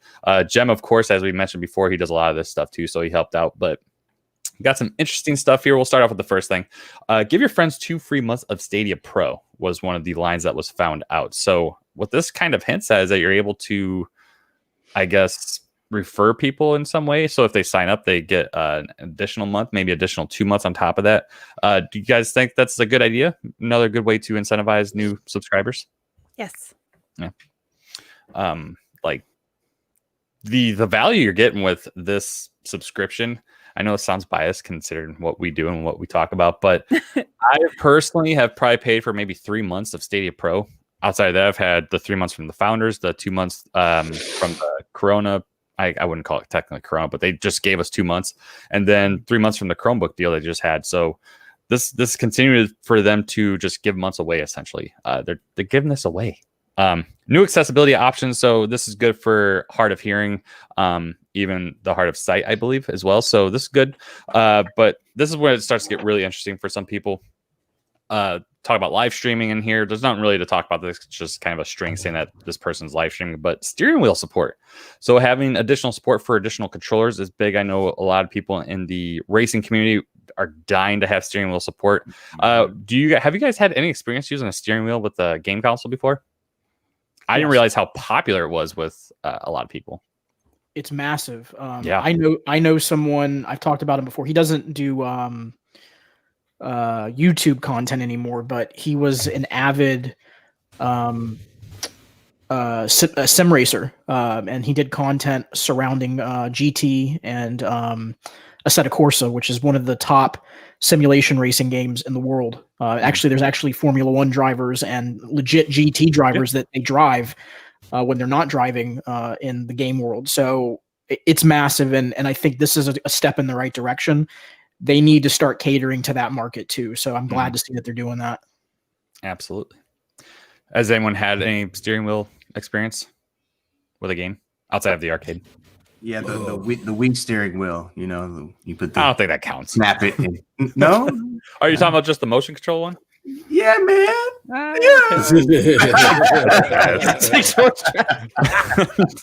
You do you. That counts. I guess. But no, it's awesome that they're bringing that. Now this one, like when I just heard what the actual title is, like games with native touch controls, like what does that mean? And when you read further, it's talking about like say a football manager instead of like using the controller to move your cursor around. You can actually press on the screen. That'll actually bring up like a menu and stuff like that. So I think it's big for games like that, and this good or a good indicator that we're going to be maybe receiving more games of that style. Region specific player limits, which I think we kind of knew about, is that what this is essentially meaning, I believe, is a few APKs ago they talked about too many people have signed up in your area. Wait to sign up again. I think this has something to do with that. Am I wrong reading it that way? Like the servers might be too bogged up for you to join. Oh, yeah. Hold on, let's see here. Yep, I see. And here I am speaking on mute. Can you throw that link in the chat, Brian, where I can pull up the article? Yeah. So this one I was speaking with. Actually, I messaged Adam from Stadia Source earlier today because of the potential of Stadia appearing in other countries. I asked him to take a look if he could find anything region-based saying Stadia it's ready to roll up in other regions, and that's the only thing he found out. Mm-hmm. So basically, it's as you said, this specific line of code. Once again, it's over 15,000 lines of code in this APK breakdown. So it may take a while, and they're not looking at all of those 15,000 lines. That's a lot. But he said that he found out that saying specific region may have reached its capacity of players for those specific servers. So when that happens, Google will not allow anybody else to join. Makes sense. And then lastly, they talk about year-long Stadia Pro trials. This is interesting. So there's a couple strings. You can start your 1 day Stadia Pro trial. You can start your 1 week Pro trial. You can start your 1 year Stadia Pro trial. Anyone have any take on this? Because this is actually the first time I've seen this part because they've updated this since I last looked at it. Go ahead, Eddie. I do because these have been found inside coding, and when you are creating code, you just make sure that your variables are set to any specific scenario, even that scenario doesn't exist. Okay. So they're just setting the variable here saying, okay, when we are defining this time of trial, it can be either a day, it can be a week, or it can be a year. So because month, we already have 1 month pro. So it's just a variable that if in any crazy scenario, Stadia decides to give a trial of bigger than 1 month, it's already set in the code, so you just change the variable. Yep. That makes sense. So anyone have anything specific they want to talk about the APK breakdown? Chase, did you look further into it? Yeah, so I was just going to comment on the player limits one. I think that's sign-up driven. I don't think it's once you're on the platform, because I think that defeats the purpose, and that's going to turn people away. I think they're going to cap it, and once they reach that cap, you can't sign up until they add more blades. I think that makes the most sense, because then you're starting to get into the territory of, well, then who's getting priority? And now they got to change their whole marketing strategy. Does Pro get priority over free?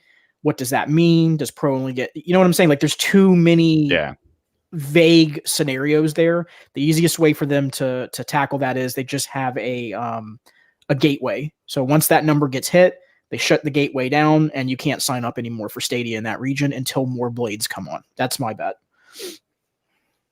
I sure hope so. I hope so. I do too, I always think about the adverse, but I don't God, I'm all tongue twisted. Like thinking about how they would have to talk about that, and they've already not been great about some other things. I'm just being authentic. I don't think that's a path they want to go down. That would be potentially disastrous. I just don't think it's smart. So I hope that's not the case. My intuition says it's a gateway thing. We're turning lemons into lemonade real quick. But the positive that you can drive out of this is that maybe they're starting to get to a capacity where they think, we might have to implement something. You know what I mean? So that's true. Well said. All right. Anything else about the APK you guys want to touch on? Move to the last topic of the main podcast. Going all right. once. Moving on. All right. So we kind of skipped over this, but one of the new things coming to, or actually it's already here, so let's stop saying coming, it's here. Borderlands 3 is now a part of a free-to-play weekend for Stadia, which is awesome. This is a little blurb you get at the very top of the Stadia app once you go into the store. This is good. Obviously, it's not really groundbreaking because, I mean, people been able to do this on consoles everywhere before. But the cool thing about this is you don't have to download it. And that's a big deterrent for a lot of people that want to enjoy, say, Borderlands 3 on Xbox. They'll have to download it, and it'll be a while before they can actually start playing it. Where Stadia, you just click play, and boom, you're in. Did you guys take part in this, or did you guys already own Borderlands? Germani, have you looked into the Borderlands 3 yet? Yeah, I've already got it. So okay, something I can take advantage of. Yeah, but it's cool. I definitely, I think it's dope.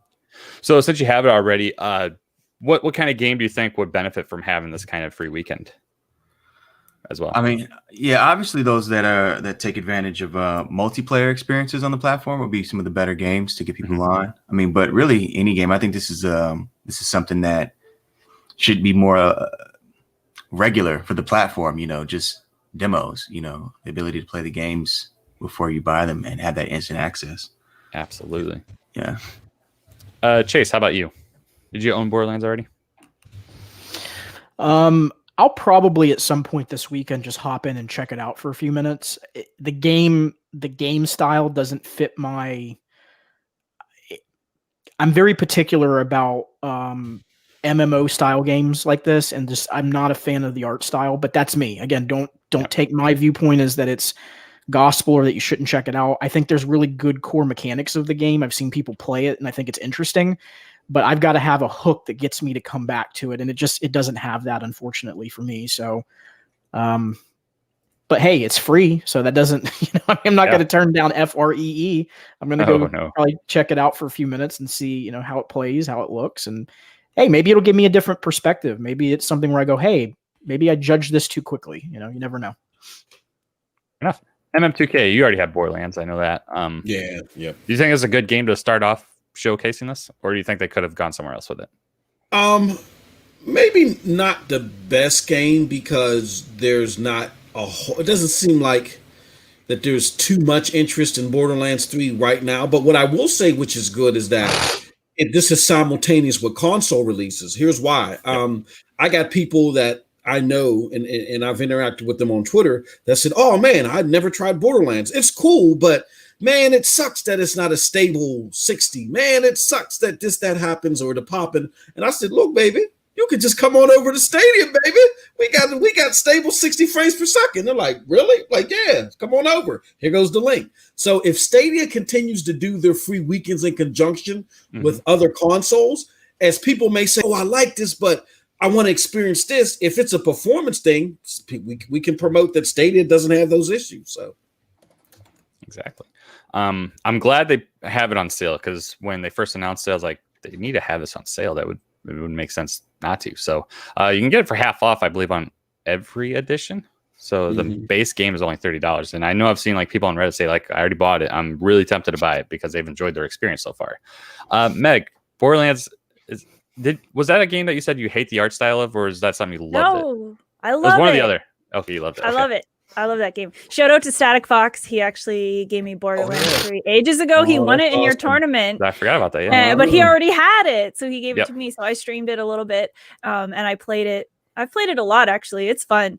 The one thing I don't like about Borderlands is they constantly have people chattering to you, like constantly. And like I said before, I like to talk, so I don't want to be competing with people talking to me in my games. But it's a really fun game. I do think that it's not the best choice for the free to play. I think like maybe Division would have been a good choice for the free to play weekend, or Ghost Recon, something a little bit more kind of easier to jump into, I guess, maybe, like, and I don't know. So yeah, I think Borderlands is fun, and I'm glad they did it as a tester, but I am excited to see what game they do next. And I agree with 6-4 that anything multiplayer really anything that you can play with your friends, like, would be great, especially if somebody wanted to play with their friends but there's no crossplay. Now it's like, hey, it's free, sign up for your free month of Stadia and try it out. Like, it's just anything that removes barriers from people testing out Stadia, I think is good. But yeah, I think it would be cool to have a free weekend of like Division. I think that would be awesome. When I asked Jeremiah the question of what game you think it should have been, that was the first one that came to my mind, because it's just a game you can just jump in with a bunch of teammates and stuff like that. Eddie, what are your thoughts on Borderlands 3 free to play on Stadia this weekend? It's amazing that free to play it's finally here. I am one of those guys that Borderlands doesn't appeal too much. Okay. But it is here, and it was supposed to be here with Ghost Recon Breakpoint. I think they weren't ready to turn on the keys, meaning to put it on the plug to be ready to roll, as they did it with because Ubisoft had leaked it that it would start. But anyway, it's finally here. It will be great, even with more titles. And the most important thing is, if you ended up liking what you play, they're keeping your save. They don't say for how long they're keeping your save. But and if you want to buy the game is in 50% off. That is amazing strategy. When you say save, you're talking about Stadia, right? Yep. Yeah, as far as I'm aware, it's always going to be there. So, like, if you were to buy Borderlands, for instance, and you refunded it and you bought it 3 months from now, your save would still be there. Okay, but that's kind of been the experience I've heard about so far. So I would assume it would continue. Oh, that's cool. That's not I hadn't considered. Yeah, that's cool. Yeah. So the last thing about the free weekend for Borderlands 3. What do you guys think about it being locked behind Stadia Pro? Do you think this is a necessary move? That it's just something you have to do if you're offering a subscription service? Or do you think this is something they should just open up to anyone just to try out Stadia without having to put like a card down or anything like that? Chase, I'll start with you since you're kind of nodding your head over there. It's a double-edged sword. I think you got to be real careful. And this is going back to where we saw that string about how many players are on the platform in a region.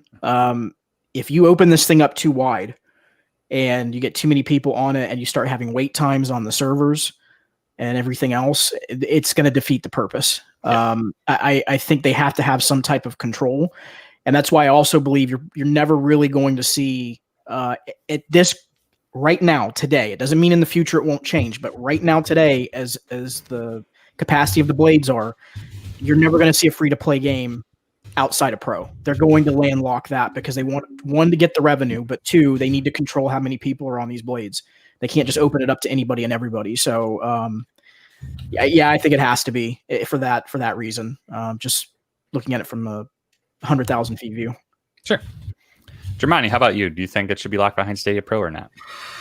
Yeah, I mean, it totally makes sense in regards to the blades and everything. I mean, come on. I mean, obviously, like I've talked before, I want, free to play games to be open to, to everyone and everything like that. But there's a limited amount of resources, especially at this point, maybe later. But it would definitely have been awesome to see, this kind of, what do you call it? I would say service, but this kind of, what is it? Free weekends, available to everyone just being interested in getting onto the servers. But again, it would definitely clog up the servers and whatnot. So it makes sense to put it behind Pro. I was a little disappointed seeing that. But yeah, it makes sense. Fair enough. MM2K, how about you? I'm sorry. The question again about should it be locked behind Stadia Pro?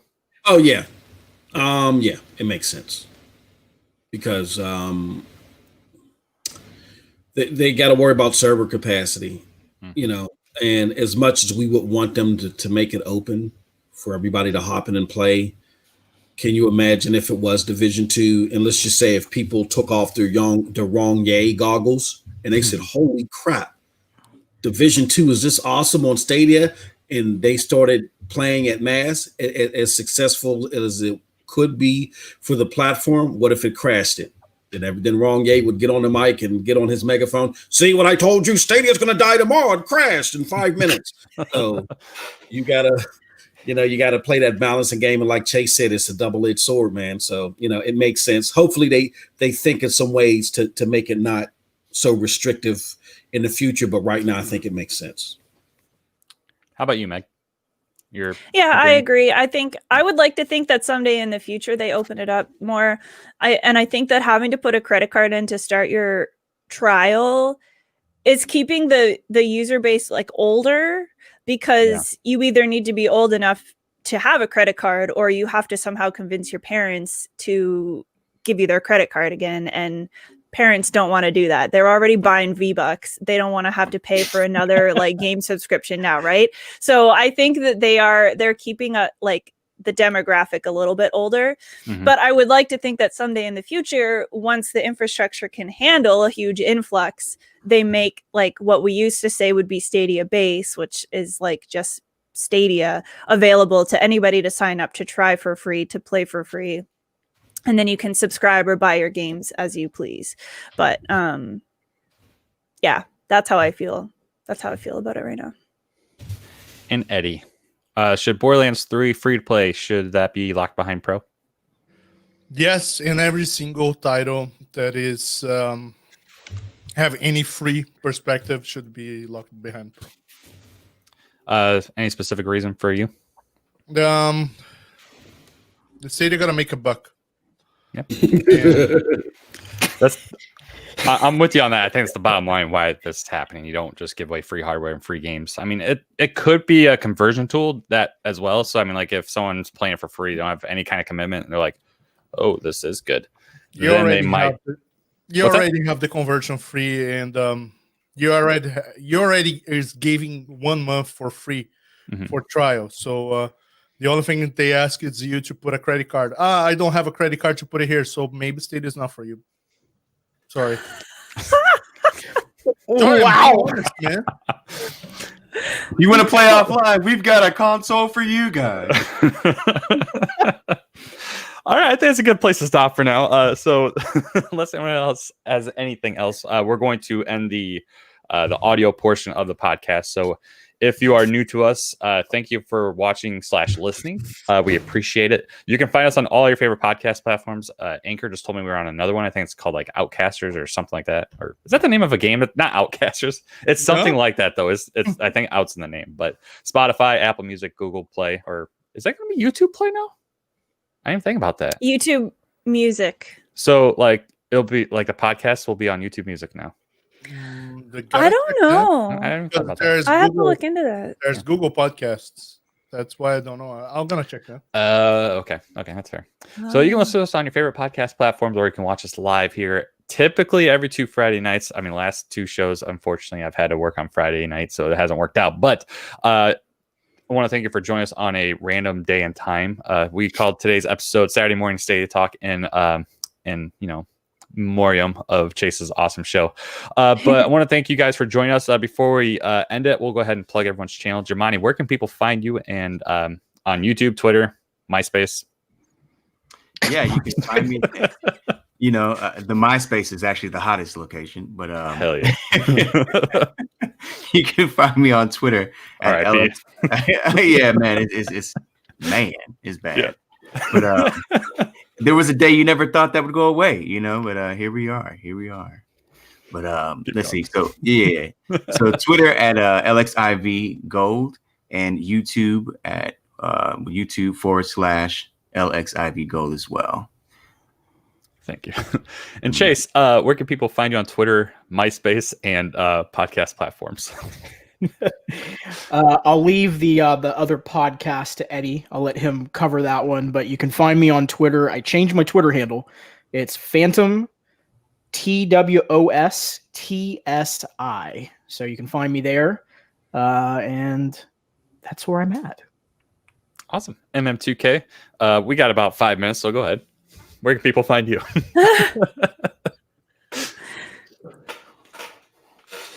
And he's not there. Taking about 5 minutes to get We'll come back. back.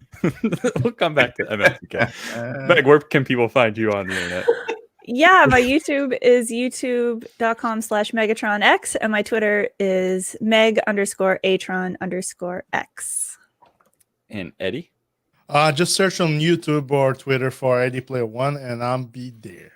By the way, check Orkut. No, that's done. You guys in North America don't know what I'm talking about. There was a social network from Google called Orkut. Oh, okay. From Well, we had Google years Plus. ago. Before Alrighty then. So Brian, I'll Yeah. plug the podcast real quick. So I was about to ask him, like, Eddie, don't you have a show on Tuesdays? So Tuesday nights, 8:30 p.m. Eastern time. Find me, Eddie, and Kai over on the This Week on Stadia Unfiltered podcast on the Eddie Player One YouTube channel. Thank you, And, Chase. and, Love and you. MySpace. I love you, buddy. At least someone did it. MM2K, are you back with us yet? Just plug it for him. Okay, so you can find MM2K on Twitter at MM2K as well as at Stadia Dosage. You can find him on YouTube on those exact same handles as a part of the PNTS network and Broadband Bullies. And did I hit everything? Yeah. And twitch.tv/MightyMost2000. I don't know why I remember all these because I've heard this like Wow. 30 times at this. Yeah, I know. I got it. So I'm impressed. Good shit. Yeah. you already know where you can find me because you're already watching me or listening. So I want to thank you guys for supporting us. Until next time, we will catch you down the road. If you're here on YouTube, stay around. We are going to be having the VIP after show for a few minutes. Or if you're listening to us, come to youtube.com/Club Stadia to watch the after show. In the meantime, we want to catch you down the road. Stay safe. Have a good one. And thank you. Bye. Mag, you don't wave to your podcast listener. Now you like to do it. All right, we're on the other side now, I guess. So Tradition. Kate, feel free Tradition. to. It's been about an hour and 50 minutes since you swore last. If you feel like dropping another bomb, you can go ahead. I promised. I swear to God, Eddie was right. I was still in unfiltered mode for Yeah. whatever reason. I'm like, oh, I'm just like gonna 5 drop days the ago. I'm gonna drop the F-bomb this morning, and then I'm like, oh God, there probably are people watching that may not like that type of language. And then I did it again. I don't know what I was thinking. I didn't have all the coffee yet. Like, jeez. All the man. copies. Your body's like, Chase, listen, man, we're not playing Rogue Company. I need you to chill out, man. Yeah, we're not playing Roku right now. So, Eddie, Fall Guys, you played that, right? Yes, it's the most hard battle royale ever. Yeah. Really? So explain it to because it's free with PlayStation Plus, correct? Right. So the game has launched right now only on PlayStation and on Steam. Yep. It is, if I'm not wrong, around $10 or $15 on Steam. I'm gonna double check while we are here. Is it crossplay? No, it's not crossplay Okay. right now. From what I've heard, it does not need it because their servers are super packed right now. Mhm. They had a lot of problems. Once again, they are developed Oh, by wow. a studio. Mhm. Let me go here. So it is on Canadian dollars, $22, which should So it's be probably like $20 here in the States. 1990 or something in the States. And so they had over 1.5 million people playing at the same time. Wow. Very different from EA's Rocket League. No, Yeah, that game. that's not EA's game. We talking about on the last Tuesday episode. Do you guys remember EA title? It's not Rocket League. It was Right. Rocket Arena. Rocket Arena, yeah. Okay. That was Got that for free, by the way. Oh, nice. Exactly. Already. Wow. Exactly. That game flopped. Wow. Haven't played it yet. And yeah, the game had a peak of 1K players at the same. No way. Rocket Arena did? Yep. Wow. More people are playing on Stadia, by the way. Just saying. Okay. Right. Wow. I forgot to shout this out. Jem dropped another 2 pounds in the chat. Or 2 loonies over in Canada. Or is that 1 loony? No, that's 2 loonies. Oh, it's a toonie. That's what I'm That's thinking. Toonie. He said, did someone loonies, say 1 Crash? I think he might be referring to Crash Bandicoot. I don't think it. Did I mention Crash Bandicoot? No, I think we were saying. I think it was who was saying the servers would crash on Stadia if we had 3 players. I think he was just saying, crash. Yeah, Crash Bandicoot. So quickly on Fall Guys, it is a 60 players party game where you just have to be among the first to complete a task. Either it's crossing a pathway, being what is the other mini game? There's like this. It's you guys know Wipeout. It's basically a cartoonish version of Wipeout with rubber characters. I always wanted to go on that show. It looks so much fun. I gotta tell you, I played it. It's very fun. I couldn't manage yet to get a win. I got a 2nd place, but I want that more of that. Right on. So the physics are, like you said, like kind of ragdollish. A little bit, and the way the characters run, it's very tiptoe. They are running, but it's like a mess. Like you have this door that you gotta pass through. Yeah. And there are 60 characters trying to pass through a door where usually would pass maybe 3 people. Yeah. And it gets crazy, but it's very fun, and it's hyping right now. I'm not sure right now, but when I checked it on the other day this week, there were it was by far the most viewed game, even on Twitch, on YouTube. People watching that stream. That's what's up. Yes. There's more people, but not more than yesterday's Doctor's Disrespect stream. That's a good segue. The doctor is in the house. He's back. Yeah. So Meg, how about you start us off? So tell us about your love for the doctor, and were you able to watch his live stream? I love Dr. Disrespect. He is like So energy and charisma and production value on his stream, and there's just nobody comes close to Dr. Disrespect. And he was kind of a big reason that I was like, you know what, I'm gonna start streaming, because he's so confident and he's always just like, I'm the best, and he just trash talks, but not really. Like he's on the line of like being insulting versus just like having a lot of confidence and like arrogance, I guess.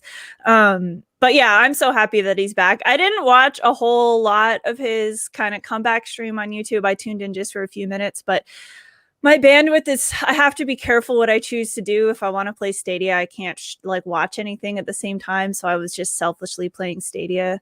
But I'm really happy that he came to YouTube, and I'm happy to see he's back. And I couldn't believe all of the hype and how many viewers he had. Like him being on hiatus, people were going crazy. They could not wait to see the doc. And it was just constant members and donations, and like it was wild. What a crazy stream. But I'm happy he came to YouTube, because I mean, I think, and you guys must agree somewhat, that YouTube is a great place to stream and make videos. And he dropped 2 hints in that live stream that were interesting. So he took a phone call and he said, hit me up. I'm able to do the Zoom meeting. Send the contract. I was like, okay, wait a minute. What does that mean? So that is a YouTube gaming reference, clearly. And then his second phone call. Hold on. So why is it YouTube more than like a Facebook? Because he was really big. Like the whole theme of the show, and I Meg, correct me if I'm wrong. He said it's so good to be back on. He said it so many times. It's so good to be back on YouTube. It's so good to be back on YouTube. He referenced, I started on YouTube. I'm back home. Like he kind of referenced that multiple times. But then he took a second call, and I think it was supposed to be Twitch, where he said, yeah, hi, I'm never coming back, and then he just hung up on him. I was like, oh, okay. So, all right, man. do you think he's already signed? No. Yeah. This is Slasher said all, he didn't. Who did? Slasher. If you guys don't know, there's a tweet handle that goes by Slasher. It's Robert Blislaw. I think I'm saying that right. Which is a very insider information from the esports world. Okay. All right. So Dr. Disrespect is back on the internet. Meg's happy. A lot of people are happy. I have not actually watched the stream, so yeah, I'm kind of behind on that myself. But you still with us, right? Yeah, I'm back. I'm back. All Sorry right. about that. Sweet. Do you want to talk about this PUBG collaboration real quick? Yes, yeah, absolutely. So it looks like that just came across the wire, courtesy of sportskeeda.com, that PUBG is doing a PUBG Mobile announces a collaboration with Metro Exodus. So for those of you that are familiar with PUBG, that they do these collabs with different games, like they've known to do it with Resident Evil and stuff like that. Well, there's the mobile part, at least right now, has announced that they're going to do a Metro Exodus like crossover, where there might be like a special section or special characters or whatever. So I just found it interesting, because if this boils over to the console or main level game area, I mean, it might be cool. Might get a lot of people that are not super into PUBG, like myself, into the game, because I love the Metro game. So I just thought it was an interesting thing to talk about. So let me ask this, because I don't think I've ever seen one. Is there like a horror version of like a battle royale? And I know you could talk about like Dead by Daylight, but I wouldn't count that. But like a PUBG version of like Metro, to be honest, like where it's kind of like steeped in that. I wouldn't say necessarily too big on the horror genre, but like that looked very dark from what we just saw. Like, is there something out there like that? I don't know. Isn't there? Well, the game. What was that one game that went free to play where you were the monster? I mean, yeah. There's really not a lot, you know. Now, from what I understand from these partnerships, PUBG actually had like Resident Evil elements that they had put into one of their last collaborations. So I don't know. I'm not sure who on the panel was a big time PUBG player, but that would be dope. That would definitely be dope. Yeah. Do any of you guys play PUBG on your phones outside of Stadia? No, I've tried it, but I don't play it on the phone. No. I'm gonna tell you, I tried when it launched, PUBG Mobile. At the time when it launched, it had so many bots, and then I decided, you know what, it's not for me. It's not easy to control, and I decided, never mind. I can play it on PC. That's probably why I did so well, because it's just bots. Like, all right, I won again. It's awesome. Oh man. But I personally love seeing collaborations like this. It's really cool to see. What was it? I think Fortnite does all this a lot, of course, with like the Marvel series and Star Wars they even did. But yeah, this is nice. Any guys have any thoughts on PUBG crossing over with Metro? I know they just launched a new season on Stadia, so PUBG might be back in the news on that if you guys haven't been playing it yet. Brian, I have a thought that I shared on Twitter earlier. Yeah. Or yesterday night regarding PUBG and the partnership PUBG have with Stadia. We know that Apex Legends coming to the Switch officially. Oh, Apex. Yeah, We have this feeling that Apex Legends is coming to Stadia. We have this feeling only, nothing confirmed. In 10 days, it's the launch of the next season of Apex. And they didn't set anything yet on the Switch release date. But usually the seasons last 3 months. So if it's launching right now on August, it's supposed to finish somewhere in November. Can we say that the season launching, it is the fall season? Maybe. It wouldn't be the first time we've gotten a Battle Royale on a season launch. But do you think we've gotten this announcement like at an EA or in the Connect? No. So here's the part that I thought interesting. It is launching on the Switch. Nobody's talking about the launch on Switch yet. And I don't know if it's coming to Stadia or if right now Stadia has a good partnership with PUBG and some contracts saying, we will not get any other battle royale for a while in Stadia. I think that'd be a dumb move on Google's part if they did that. Yeah, that'd be rough. Because of the three big battle royales, they're number 3. Yeah. I'd put Or even Apex on 4. 4 right now. What am I Yeah. missing? Rogue. There's even like a Roku, no, not Roku. Hyperscape is doing a good number somehow. I mean, it hasn't officially launched. Yeah, that's true. But yeah, I mean, if I was Google, I would not. I mean, PUBG would have to pay me for that, for like an exclusive battle royale thing. But I wouldn't do that. Yeah, I agree.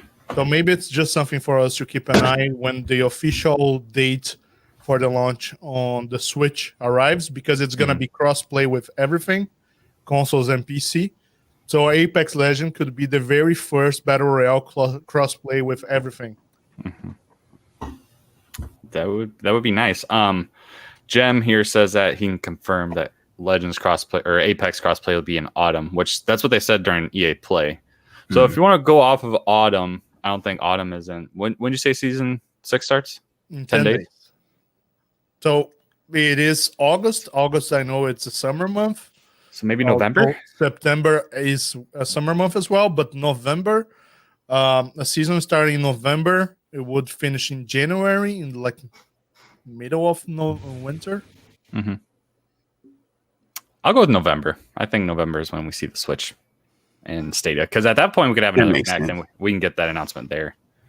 I feel like this wouldn't be a shadow drop announcement, personally. No. Although Apex was shadow dropped, so I don't know.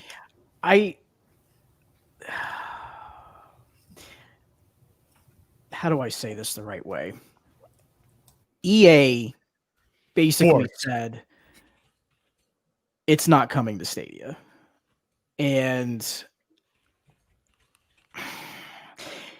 in PR speak, I mean, that really doesn't mean anything, but I think until we hear something official, I would not hold your breath on this game. And quite honestly, that ain't the game that Google needs to be going after. I'd say let that one go and figure something out with Activision. Yeah, I was spelling COD. Yep. Yeah, I think you're better off getting a Warzone, and quite honestly, you're better off talking to High Res. That's the fourth one, Warzone. Yeah, Warzone's number 1. Yeah, talk to High Res about Roku, and talk to Ubisoft about Hyperscape. Get the games that are in the here and the now. That's Apex still has a good player base, but you're playing. What would be the term? You're playing the greatest hits at that point, and there's nothing wrong with the greatest hits, but I think you gotta get something new in here to invigorate the player base. So I'd say leave it alone. If EA says they want to do it, fine, but otherwise don't chase that game. There's no reason for it at this point. And to that point, Call of Duty is now 200 gigabytes. It's freaking crazy. Yeah. Oh my god. Perfect game for Stadia. I can't even play it on the PlayStation anymore. Like it got to the point where I have to get rid of everything, and I'm like, I'm not doing that. It's not no. I have a terabyte expandable storage, and I still would have to do that. Like, it's a lot of space right there. Yeah. All right, guys. Any final thoughts on anything we want to share? Otherwise, I think it might be a good place to wrap it up. You just saw the Call of Duty leakage. Yes. It was on Doritos.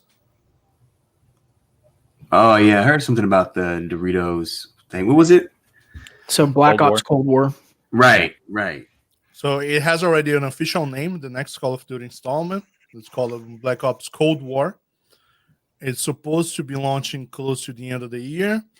And there was a leakage on a Doritos package with a potential launch window date as well. So there you go. We already know the name of the title. We don't know the platforms yet, not anything. When do you think we're going to hear from Activision? I actually have a pick on that.